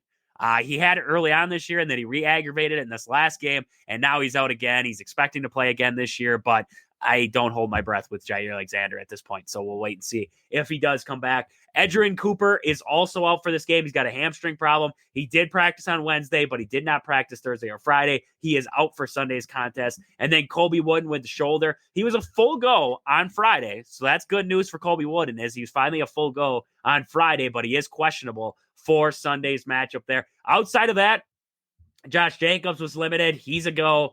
Looking at the rest of them, L. Jenkins, Josh Myers, Rasheed Walker, Evan Williams, all full practices there. And then we saw Kenny Clark get a full practice in. Kenny Clark, hopefully at some point here, actually, like, his injury designation doesn't really hurt at this point because he hasn't shown us anything this year. So hopefully he starts showing us something here moving forward on that defensive line. But this is where the injury report takes a turn, because for the 49ers, Tatum Batum is out for this game. Nick Bosa is out for this game. Kevin Givens, defensive tackle, out for this game. We see Trent Williams is questionable. Felicio, the guard there, is questionable. Brock Purdy is out, and then Charvis Ward is out for this game here. So we have all those guys out for this game here for the 49ers. And, I mean, you look at Brock Purdy, out for the game. Nick Bosa, out for the game. That hurts. That hurts majorly, Aaron. Trent Williams questionable. All right. I mean, what is that? George Kittle, limited practice, but game status is a minus sign. What does that mean? That's just basically there's no designation, so assuming that they're gonna play. He's a mystery, right? They're gonna try and he's not playing. You know, it's like it's the whole deceiving game. But yeah, McCaffrey, same thing. I mean, I guess he's playing. Resting. He's just not practicing. But yeah, I mean, like you said, I mean, Kittle, not Kittle, Purdy, big one, Bosa, big one. Like, you can argue, two most important, impactful players on the team are out. So you like your chances if you're Green Bay. I mean, not that you want to see guys get injured, but it's like, when they're playing your team and they didn't get injured in the game, it's like, kind of nice. Falls into place a little bit, No, I agree. And it's a good sign for the Packers. It's a good sign, but you also want to play them at full strength, because I want to see where this Packers team's at too. So you want to see a little bit of both, but I guess you take wins how you can get them, because right now you're chasing the Lions and the Vikings at this very moment. You don't know if the Lions will ever slip up again, so you might be chasing a wild card at this point. So we'll see what happens there. We did have one comment quick I just wanted to answer. The Red Shed said, what's the Twitch channel name? The Twitch channel is Wisco Sports on the Go. So just Wisco Sports on the go. That's where you can find us over there on Twitch. I believe that is also the Instagram. And then Wisconsin Sports on the go with Trage is the Facebook page. You're already on the Twitter page, so you know where to find us there. And I mean, that's basically all around podcast platforms, everything like that. So thank you for asking there, and hope to see you over there. Thank you for tuning in tonight. You've been great in the comments section tonight here for us. But let's get back to the Packers here. I mean, you're looking at this Packers game, and we've talked about it week after week with this Packers team, avoiding the costly errors in this game, right? Now we know Brock Purdy's not playing, so you can't hurt yourself, right? The 49ers are already hurting. They're already hurting in this one. You cannot hurt yourself in this one. Those costly errors, the pre-snap penalties, the turnovers, those are the little things, right? The little things that turn into big things for this Packers team and have hurt us in multiple losses this season. They got to find a way to clean that up, start to clean that up in this game against the 49ers. The 49ers are still going to throw a good defense on you. They still got a good coach. They still got good coordinators out there. So don't think this is just going to be some pushover team that you can just, slouch around, hang around for 3 quarters, and then all of a sudden in the fourth quarter try to take the lead. You got to be able to control this game from the get-go. And that's something that I'm talking about there with avoiding those costly penalties, costly turnovers, the little things in this one. Getting Josh Jacobs going. We talk about it week after week with this guy. Josh Jacobs, when he gets going, the Packers get going. Like, that's just plain and simple. That's just plain and simple. This guy carries when you talk about him in that Lions game. He had about 7 yards of carry. This guy was a dog, and we had to go away from him. Why? Costly penalties, costly errors. Just those, costly penalties, pre-snap penalties, the turnovers. You put yourself in a hole. That's what happened there. So, I'm looking at this one here, and I'm like, Josh Jacobs has got to be the guy. He's got to get going. When he's going, the offense opens up. It frees up Jordan Love. It makes the defense respect you a little bit in this one. Those are the little things I'm looking for. So I'm looking at Josh Jacobs in this one. I'm also looking at the consistency of Jordan Love, because so far we've seen it where he'll lead a good drive, and then the next drive out, it's a little bit arid. It's a little bit, iffy. I want to see some consistency moving forward. Put a good game together. Last game out against the Bears, I thought he put a decent game together. He had one bad throw to Tucker Kraft where he cleared him.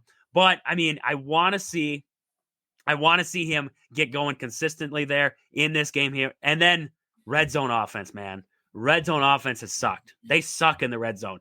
Aaron, can I just be crazy for a second here and just say, if we have it on the 10-yard line, just give it to Josh Jacobs on first down.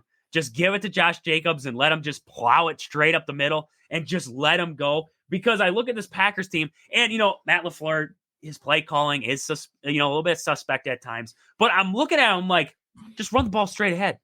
Just give it to Josh Jacobs. Just let him do his thing. Like, why are we trying to get cute with this? Why are we trying to get fancy? Why are we trying to pull an end around at the 10-yard line?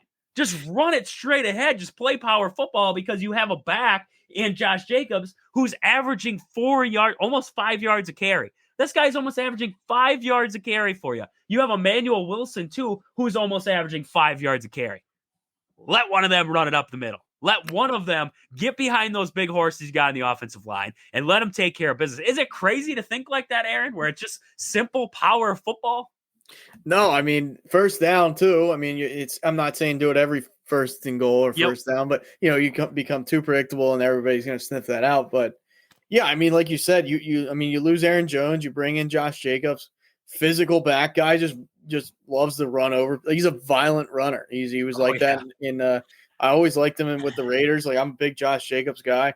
He's like, use him. You know what I mean? It's just like the Seahawks. I'll never forget. I'll never be more disappointed in a team that I don't root for. The crappiest play call at the 1-yard line we've ever seen in the Super Bowl. Oh, it's like, I'm not saying Matt LaFleur would, have a brain fart to that extent, because that's like as bad as it gets. But use them, like you said, use them. You have them, use them, and especially on, don't make Jordan Love, if you're gonna be down at first and goal, hand the ball off, see where you get there. Like, don't, like you said, get too cute, get too complicated. That's how turnovers can happen, because you're giving them a chance to create it. Like, yeah, he could fumble, sure, but I just run the ball, run it up the middle, like you said, punch him in the mouth type football. You know what I mean? No, I agree. I love that video of Josh Jacobs against the Bears when he broke a big run out, and I can't remember who was coming over to make the tackle. I can't remember who was coming over to make tackle, but he kind of points at him, like points him out, and he gives him the finger, like, come here. Like he was like inviting him to come get hit. Like that was awesome. That was awesome there. We do have one over on Twitch there. That is Jim by Crimby. That is a cool name right there. Jim by Crimby. Josh Jacobs over under 20 touches. What do we think? Over under. I'm gonna go over. I'm gonna go over. I think in this one, the Packers try to set the ground. They try to set the tempo on the ground. They try to control that time of possession. They try to hammer down on that defensive line for the 49ers, especially with no Nick Bosa, right? That opens up a lot of things with no Nick Bosa in there. So I like the Packers run game in this one. I'm going to go the over on 20 touches in this one. Yeah, he got 18 against the Bears last week. Trying to see where he was at before. That's they identify these numbers based on averages usually. So let's see, Lions game before that, 13. So not, yeah, I mean this is going to be like a little bit of a change of pace then. Like they're going to lean on, not that, I mean 18's close, right? But I mean, you got to get that over under, you got to get 21. So 3 more carries than last week. I say yeah too. I mean, you would hope, right? Like you have a horse back there using, like, just even if it's not working, some of the time you gotta mix in that pass or that run with the pass, and then Jordan Love's not dropping back a million times a game too. Which, I mean, yeah, you can win that way, but you don't. If you have a balanced attack, that's always going to be the best recipe for success.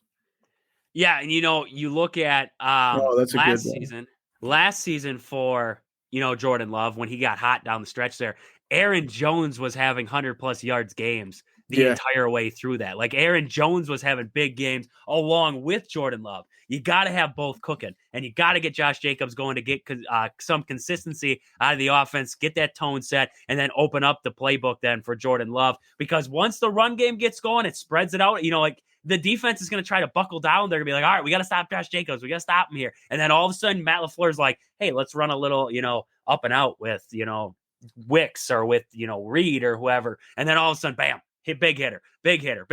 Now we blow it over the top. Now it's like, okay, everything's open underneath now. Those little things where just getting that run game open is going to open up a lot of other things for the Packers and make this offense flow a lot more consistently, what I think will help when you get to the red zone too. I think it will help when you get in that red zone then, where you're not trying to buckle down.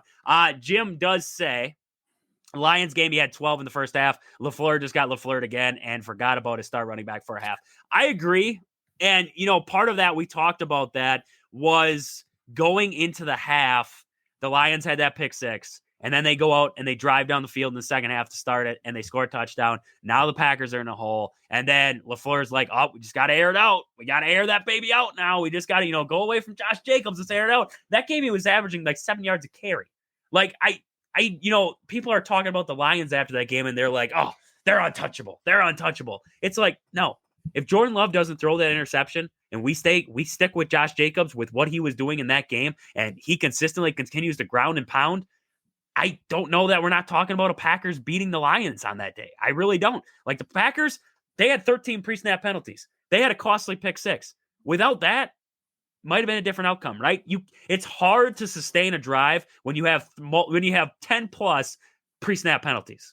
When you have 10 plus pre-snap penalties, it's hard to sustain any kind of consistency on offense. So that's what we're talking about with cleaning up the errors here moving forward, and especially in a game against a 49ers team who will take advantage of those. And without Brock Purdy, they are going to need a lot of those from you. So do not give them escapes, right? You got to hurt them by playing a clean game if you are the Green Bay Packers in this one. Make them beat you. Don't beat yourself. Make them beat you in this game. And I think they'll be fine. I really do. I think the Packers will be fine, especially with no Brock Purdy, no Nick Bosa, half the team's out. It's rough right now for the 49ers injury-wise. Like it really does suck for them. I mean, I'll be honest with you. I'm not here to say that I'm sad for them by any means, but it also sucks because the 49ers are always right there. Right? They're always right there. We're always talking about them in the West. We're always talking about whoever's up top in the NFC North. And then we're always talking about, it's going to be Packers and 49ers. What's going to happen this time around? This and that. Now it's like 49ers just stink. Like it's just not there this year. And they kind of, just have to fold it. They're folding. I mean, they're basically folding at this point. Like I almost say like if, you lose this game, you have 6 losses, you go into next week, You don't get Brock Purdy back. I don't know how long Brock Purdy's going to be out, but you don't get Brock Purdy back. It could be rough sledding for the rest of the year for the 49ers if they can't start to get healthy here, because Kittle's been banged up. McCaffrey's been banged up. Like, they just cannot get healthy, and all those playmakers cannot get on the field at the same time. Yeah, no, I mean, exactly right. And guess who's on the horizon for the man? It doesn't get easier after the Packers. There, we just throw a team out there. Would it be the Lions? Don't tell me they got No, the that Lions would next. no. Oh, I mean, that'd be bad. it's the Bills in Buffalo though, so that's Bills in Buffalo are tough. In the cold weather, which San Fran doesn't see that. It's the Bay, it gets chilly, but it ain't Buffalo, right? And then like you said, if Purdy, like, I don't know if Purdy would come back next week. You're still in wild card contention at 5, and like I don't see him winning this game. I just don't. But the Packers game, that is. So 5 and 6. You're in the hunt, but like you said, I don't know about this Purdy injury as far as, is it going to be long term? But I imagine the 49ers are going to try and just ground the crap out of the ball against the Packers. Like, they're just going to ground and pound the majority of the game. Because that's that. Even when Purdy came into the Niners, they were doing that, and it allowed him to, okay, now these receivers are running wide open. Like, I feel like this is a McCaffrey type of, okay, we're going to feed it to him and see what happens. Like, It's not going to be complex, but with Brandon Allen back there, it's just like, that's not ideal for them. So Shanahan will draw some things up, and like, he'll probably try and maximize what he has, but it's tough sledding. And I'm definitely not rooting for their injuries, but man, I'm not a 49ers fan to even in the slight, not even 1%. I think I have a little bit more hatred for the Niners than the Cowboys these days, because they're actually relevant and they're a problem every year. So Yep. No, I agree. Falling apart a little bit. That's fine. I agree. And you look at, like you said, McCaffrey's going to have to be big in this game for him, and it makes you nervous almost, because the Packers, according to PFF, they're currently the 24th ranked run defense. So not playing there. I shouldn't say they're terrible. The Packers defense is like I always say it, like a bend but don't break defense. Like, they're gonna bend, but they're not gonna break. They got to find a way to stop McCaffrey. If you can stop McCaffrey in this game and put it all on, who the heck is starting for the San Francisco 49ers? Yeah, Brandon Allen. Brendan Allen. Whoever that is. Whoever that guy is, if you can slow down McCaffrey, I don't think you stop McCaffrey if he's feeling good. But if you can slow down McCaffrey in this game and put it on Brandon Allen to try to win this game, you're fine. Like, Xavier McKinney will end up with another interception. Like, that's how I feel about this game.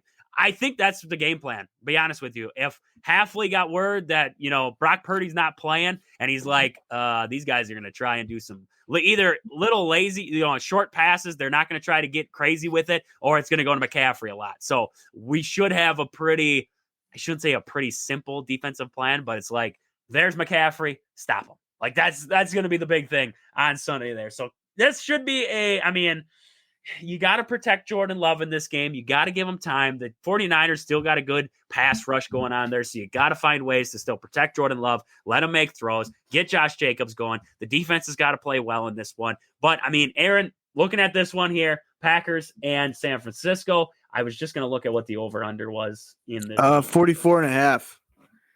I think, according to ESPN, it's still at 1.5 is the open right now, but the spread's at 5.5 right now. I think it was bumped up to a 5.5 now. I think the Packers cover. I'll be honest with you. I think they cover, but to cover, I think you got to come out hot in this game, and I think you have to put it to them right off the bat.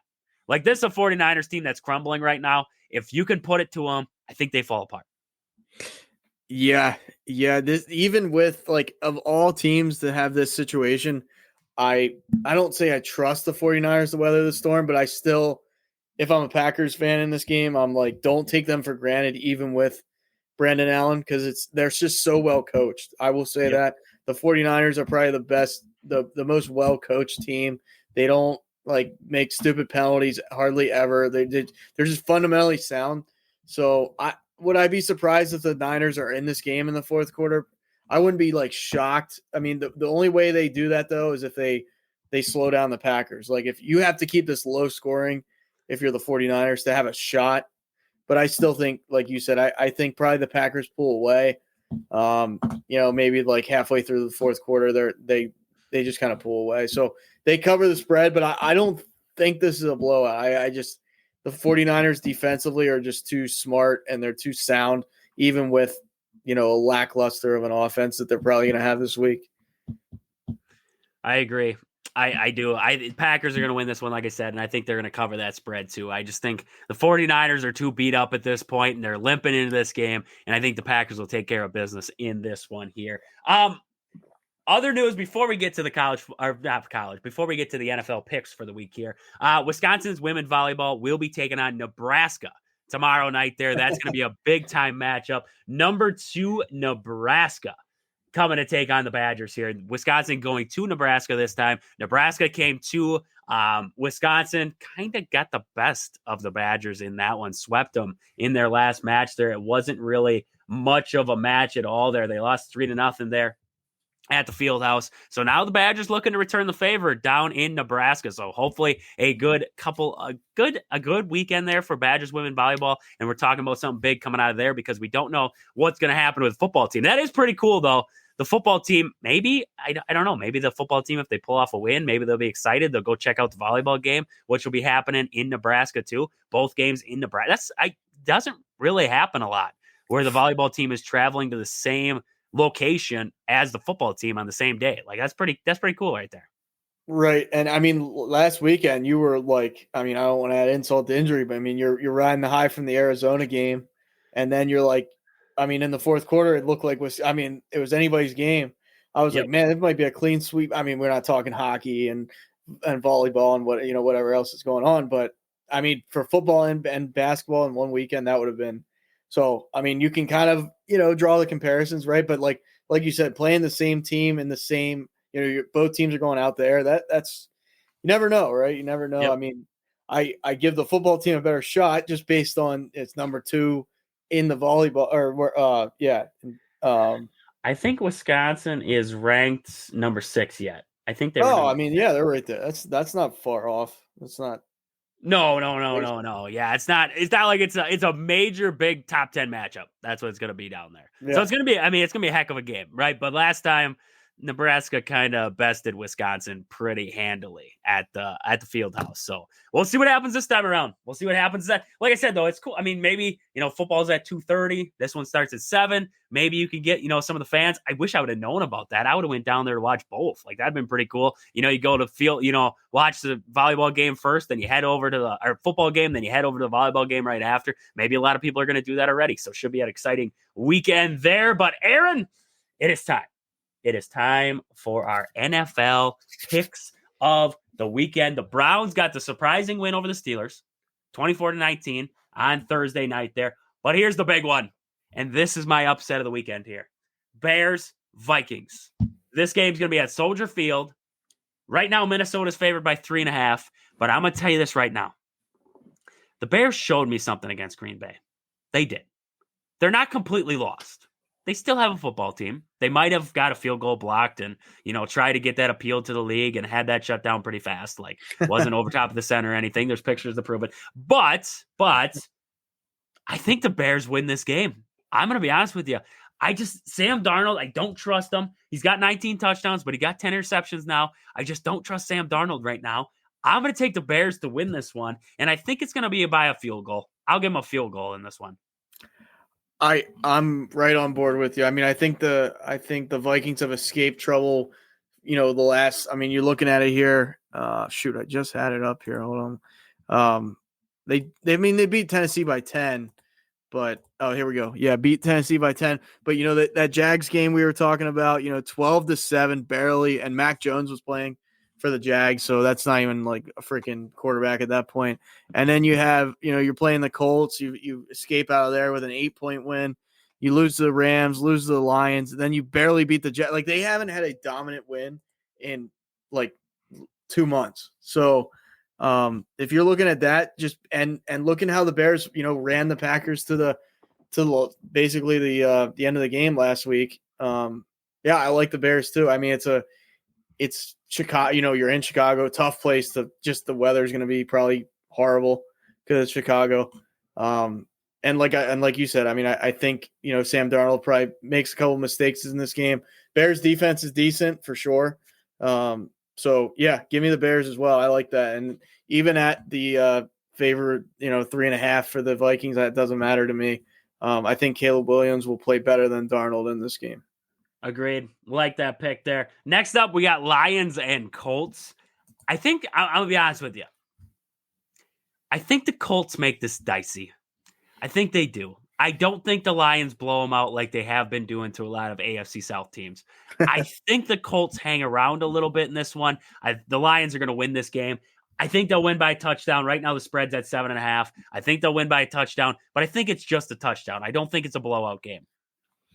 I could see that. I mean, I'm always fearful of like taking teams that are just like on a roll like the Lions. I mean, the Lions are on like the biggest roll you could argue.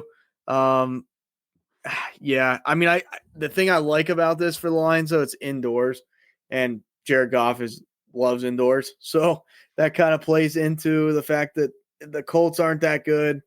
They're not like horrible, but they're not a complete football team by any means. I say Lions by like 10, so I think they do cover and then some a little bit. But yeah, I don't. It's more so I don't have any faith in the Colts really. Richardson's back in there again, like he played last I think week. he's QB1. I don't know. Sinek hasn't told me anything yet. He hasn't told me anything yet, but QB1 changes week by week with him. So I have no idea. That team is so hard to keep up with as far as who's playing. Even with Flack, I mean, whoever they put out there, I think Jared Goff will outplay them. So yeah, give me the Lions. They're just on a different level right now. Like everybody's already like, oh, they're going to be in the Super Bowl. Just talking about right now, they're on a different level than everybody else, pretty much. So I agree. I agree with you there. Next up, this could be a good game. This could be a good game. I think the spread is actually quite large for what I think this game could be because the Miami Dolphins have not played that great this season. And the Patriots, they've snuck out some surprising ones. They've snuck out some games where I didn't think they were going to pull them off. Right now, the Dolphins favored by 7.5 going into this game against the Patriots. That will be in Miami, though. I'm going to take the Dolphins, but I'm going to take them by 3.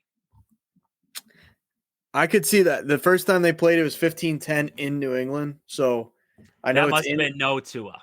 That must have been no Tua time. Yeah, that's true too. Yeah. So they're accounting for, Tua, give them another couple points there. I could see that. New England never has bad. Belichick, no Belichick. They all, even this year, they've had a good defense. It's like a fundamental to their program or their organization, I should say.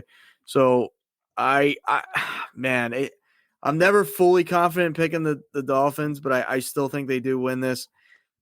Do they cover that spread? That is, it depends how good Drake May plays. I'll say on this Sunday, I say they do, but just that, like that's just barely that. So. Agreed with you there. The next up is the controversial one. If you're a New York Giants fan, because you're kind of confused or excited, I don't know. You're probably a little bit of both out there in New York right now. Daniel Jones did he request for a trade? He requested a release. I think is what happened there. Did you hear that he was put on the practice squad defense for walkthroughs though? He was at safety. Yeah. Maybe he turns his career around as a safety. I don't know. Maybe he turns it around as a safety out there. You know what? I've always said it the whole time. Daniel Jones was never that great of a quarterback, and the Giants screwed up and paid him all that money. So if you want to be mad at anybody, be mad at the New York Giants for even making that deal happen, because Daniel Jones had a good year. Yes, he had a good year. I will give you that. I will give you that.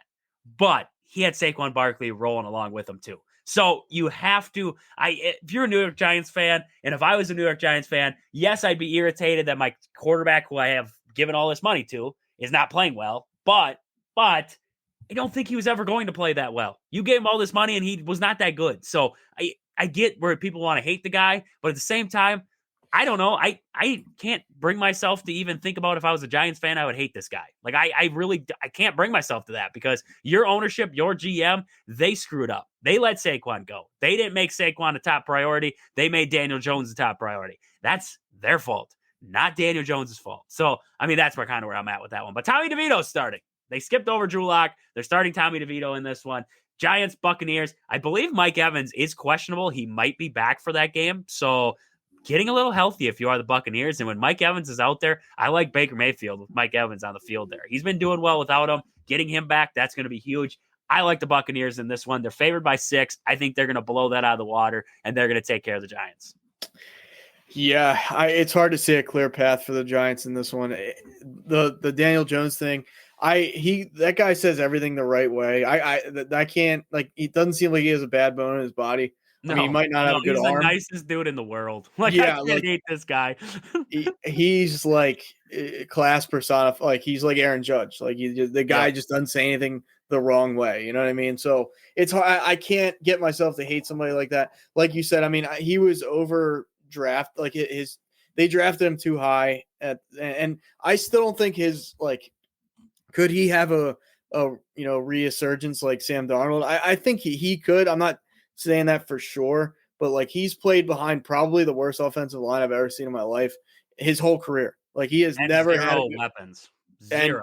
And they finally get him a weapon this year. Like, it's like you said, I mean, it's Saquon, but you're throwing screen passes. It's not like, very rarely was he dropping back and throwing it 40 yards to Saquon. That's just not, so from a receiving core standpoint, they didn't have that. And like I said, I mean, you put any good quarterback behind that offensive line, I just don't see anybody really having a ton of success. Excuse me.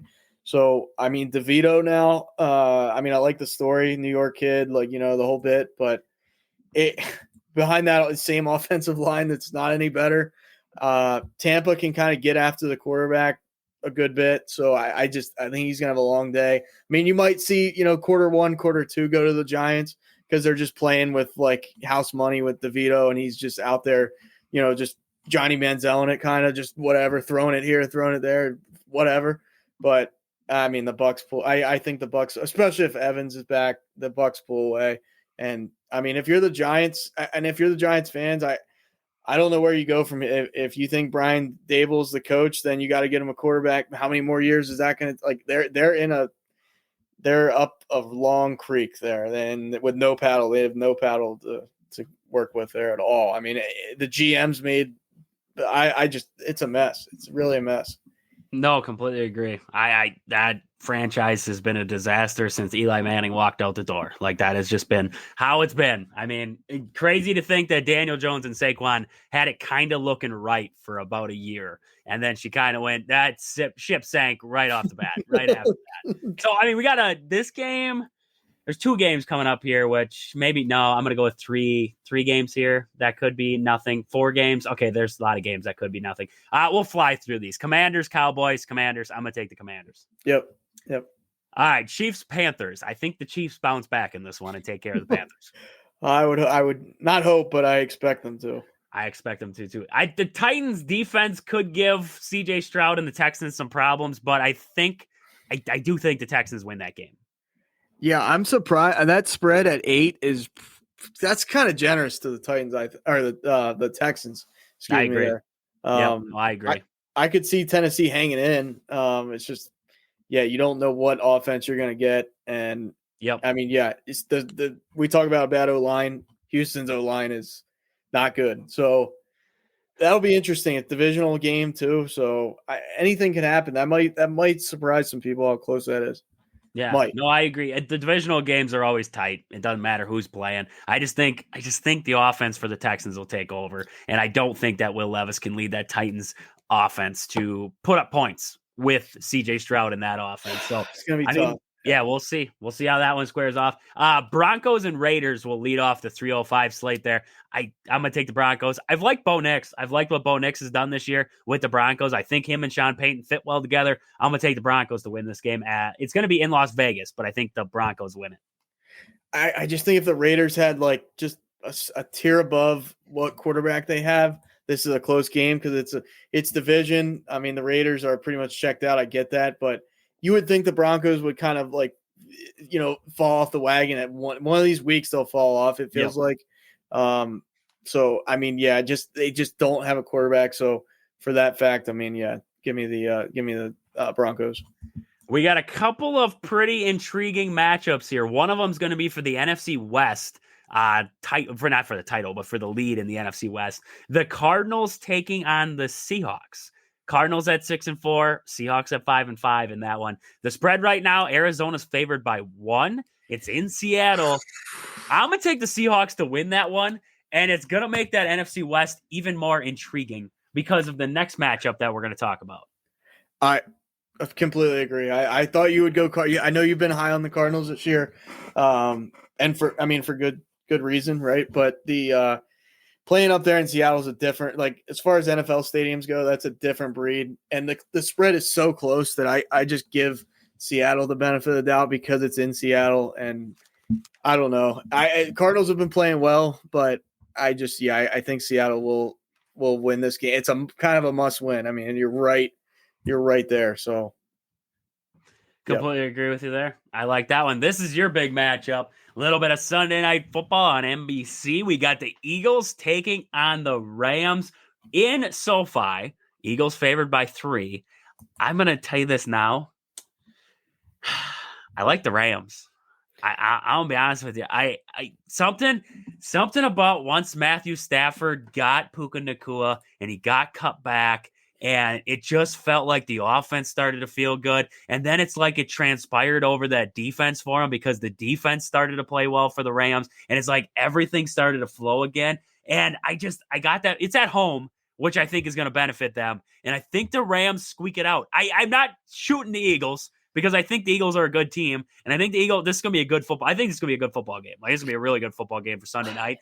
I just think the Rams squeak it out just because of the playmakers that they have on that offense. The Eagles have playmakers on the offensive side of football, so I'm not going to say that they can't squeak out plays too. But I just think Matthew Stafford, Nakua's back, Kupp's back. I like that offense. I'm going to take the Rams to squeak it out. I think, for me, I'm reversing the spread. I'm taking the Rams by 3.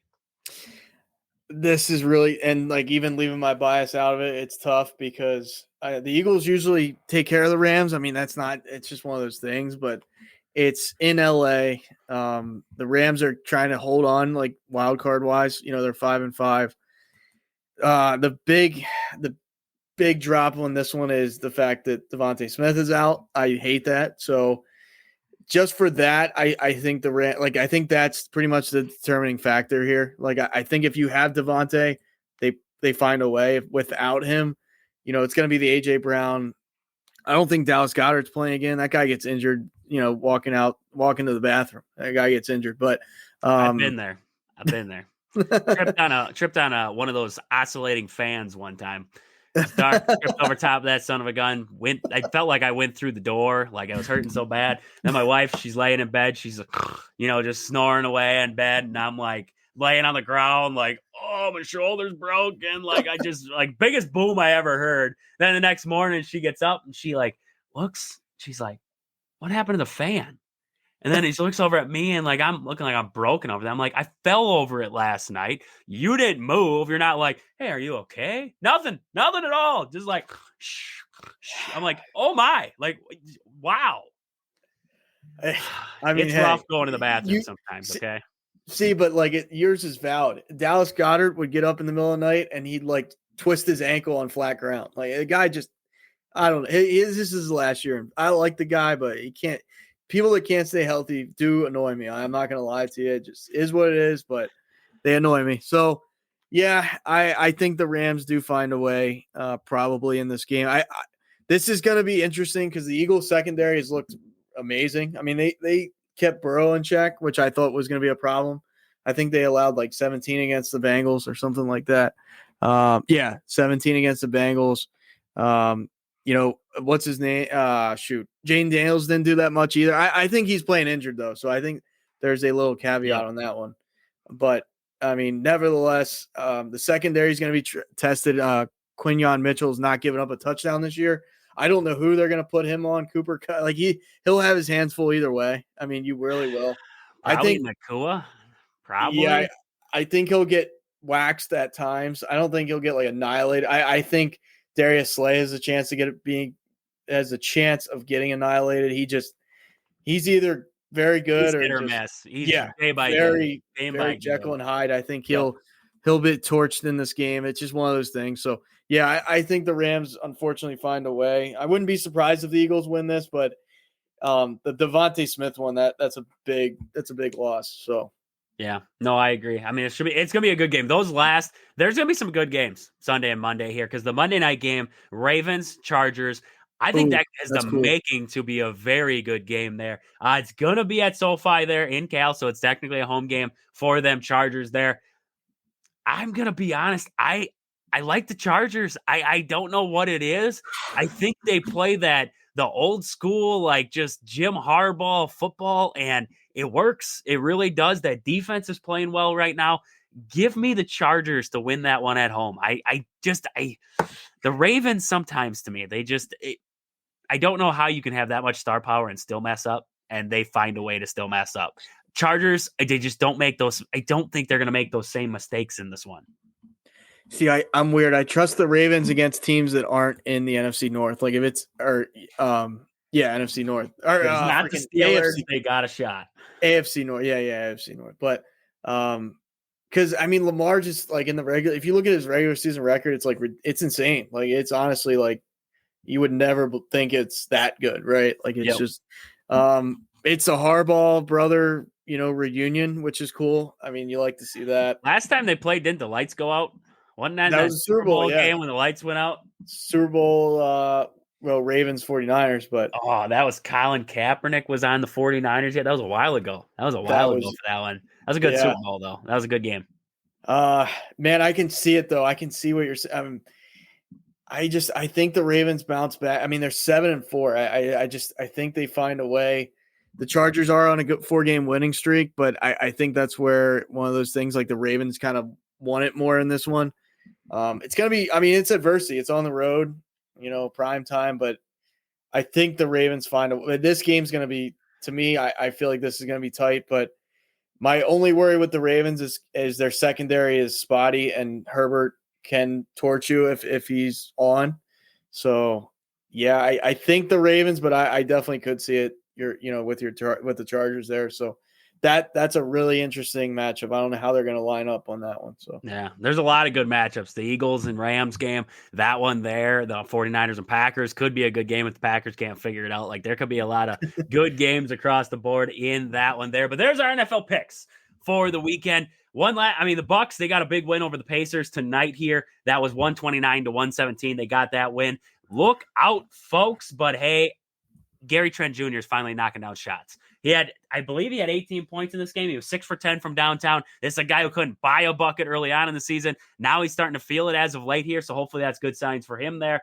Dame gives 24, Giannis with 37. Taurean Prince finally gets in the score column with 13 points. What a great night for Taurean Prince. Finally scores. I don't know. I don't know what to say about Taurean Prince. I'm not a big fan. Not a huge fan of Taurean Prince in that starting lineup. And then Brooke Lopez with 11 there. Bobby gives 17. And then we saw 2 out of Delian Wright and 5 from AJ Green in this matchup there. So good game. Bucks, the Pacers are a monkey on the back for the Bucks there. So beating them up, taking care of business against them, that's good signs. And it was also in that NBA Cup too. So they got to win in group play there. Maybe, I don't know, get the banner this season and hang it up like the Lakers did. What did that do to LeBron's legacy? Because of that banner, he is now better than Michael Jordan. That's what I heard. That's what people tell me. I don't know. I'm pretty sure though that's the guy. Mike's there. He's over there. He's up there. That's Mike. That's the dude. Ain't got no LeBron James posters down here. That loser. He ain't down there. Whatever. You need a poster of him flopping like just. I'll get one of Michael Jordan sitting on a throne with a crown, and then I'll have one, and then LeBron will be like down the steps, like 45 yards, and he'll be at the bottom. That's what I'll get. That's what I'll get right there. He'll be polishing MJ's shoes. He'll be polishing them off. He'll be like, can I buy a pair of shoes, sir? Like that's what he'll be doing down there. So, Aaron, we're at the end. We ran over our hour 30 mark, but that's okay. What do we got? Anything else we got to wrap us up for the night? Anything else you got? I've just been really plugged into this whole Daniel Jones thing is crazy. Just the debate, like they have really butchered. I'll just ask you that, like, do you think free agents are like, wow, they don't really, because the whole Hard Knocks thing came out, they were like trying to get a quarter. Like I get it, it's a business. You're always trying to replace the guy unless the guy is legendary. Basically, you're thinking about it. Okay, who's out there in the draft? But you have that where like, we don't really trust Daniel Jones. Then you cut him down all the way to the 4th-string quarterback. In the latter half of the season. Then you put him on the practice squad as a safety. Like this is like something the Raiders or something with. Like I did not see the Giants being this inept when it comes to organization. It's like, wow. It's the disaster. It is. And you know how it's going to become more of a disaster? They have a quarterback vacancy now, and they're going to get Aaron Rodgers to come across town. He's going to come join up. He's going to come join up. He's like, hold on, boys. I'll bring Devontae. I'll bring Alan Lazard. Everybody's right there. They're right there. Cobb, I'll bring him down. He's in retirement now, but he'll come back. I'll bring him over. We're going to carry. We're going to carry to a Super Bowl. And then another bad offensive line too. That would be awesome. Like, that'd be great. That'd be great. Because Aaron Rodgers, no solution. There ain't no way Rodgers is done. Like he ain't gonna tarnish his legacy. But I'll tell you what, ain't nobody doing an off-season Hard Knocks ever again. The past 2 have been disastrous for those teams. There ain't no way anybody's signing up for that short list there. That is going to be a very short list. Jerry Jones. They might be able to call Jerry Jones and get him to do it just for publicity. I'll give you this. If Purdy, let's just say like complete hypothetical. If he was out the entire season and they went and got Aaron Rodgers, that's the only time I would be afraid of Aaron Rodgers. If he was on a stacked, great offensive line, great coaching, you give great them weapons. Yeah. Even then, I wouldn't be surprised if he choked in the play. Like I still, when the playoffs start, I wouldn't trust him though. I still would. Kyle Shanahan seems like a control guy, right? Rodgers has got to be in a room where he has the control. Like I'm the guy. I run this place. I totally agree. It's just like, why does he not see that doesn't like if he's worried about just I want to run the show, and if we win, we win. He's got an ego problem. He's always had an ego problem. It hasn't worked. Like he either has to say, you know what, I'm gonna put my ego to the side in effort, because he doesn't really come out and say I need another Super Bowl though. He's not like Brady would say that. Brady would say, like Rodgers has never been. I'm not saying he doesn't care about winning it, but it's like I don't know if he has MVPs. That's all he cares about. MVPs. He'll talk about his MVPs all the time, but he'll never talk about what I can do to get us to a Super Bowl. He talked about all those MVPs he won for the Packers. What happened? Where did we get with those? NFC Championship, a little bit before that, nothing major, right? That's Lamar. That's what Lamar's doing right now. MVP, but Yep. And right now, all Rodgers is doing is tarnishing his legacy by this whole New York Jets thing is just tarnishing it even more day by day. What would be hilarious if because the Cowboys keep talking about shopping Dak, if they got Aaron Rodgers and Jerry Jones in the same, like that would be a debacle of epic proportions. Do a quarterback flip. Dak Prescott up to the Jets. Hey, I've got to be honest with you. Be honest with you. Dak Prescott ain't a bad quarterback. No. You put him on the Jets, you maybe get some offensive linemen. You have a decent defense. You have some playmakers in the wide receiver room already, and you have a pretty good running back in Breece Hall and Braylon Allen. If I'm the Jets, I'm signing up. If they can get back to not even where they were before, but like close, because their defense has been trash since Saleh left. Yep. And I mean, Rex Ryan is like campaigning to come back to the, which I don't know. I if I'm the Jets, I'd probably try that at this point, because he was I know it was a long time ago, but like he's been one of your winningest coaches. He's been one of the most winning guys you've had. Doesn't take much, but I mean, yeah, that's true. I don't know. We'll see. I mean, it's going to be crazy. I think it's going to be a crazy offseason. I really do. I think it's going to be a crazy offseason of moves. And what does Rodgers do?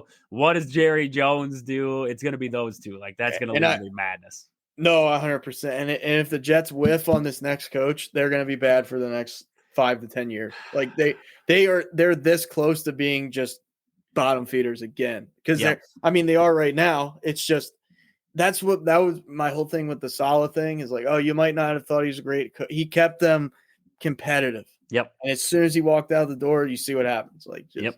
And look what happened. I mean, Nathaniel Hackett got demoted. You look at, I mean, it's just a disaster. It really is. It's just a disaster out there. And it started Aaron Rodgers. It's the Aaron Rodgers effect with that one there. So, I mean, that's about all we got. That's about all we got for today. Some great football coming up this weekend. College football, Badgers in action against Nebraska. The volleyball team is going to be in action against Nebraska too. Make sure you're checking out both them matchups there. Badgers men's basketball will be back in action on Sunday, taking on Pittsburgh in the Greenbrier tip-off championship game at 4 o'clock Central Time, 5 o'clock Eastern. Can't wait for that big-time matchup. Packers, 49ers, great NFL games. It's going to be a great weekend all the way around there. I'm setting up Christmas lights. I cannot think of anything else I'd rather be doing, so it's going to be great. It's going to be great there. We got the tree up. The tree is up. We're excited. We're not even to Thanksgiving yet, but we're ready for Christmas. That's almost to Thanksgiving. Though. That's what I've gotten out of this.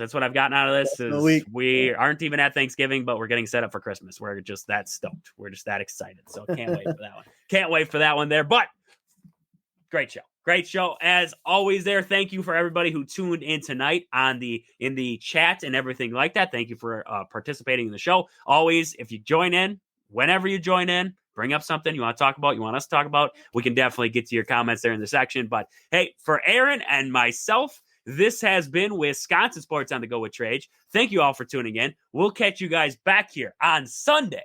But until then, see ya.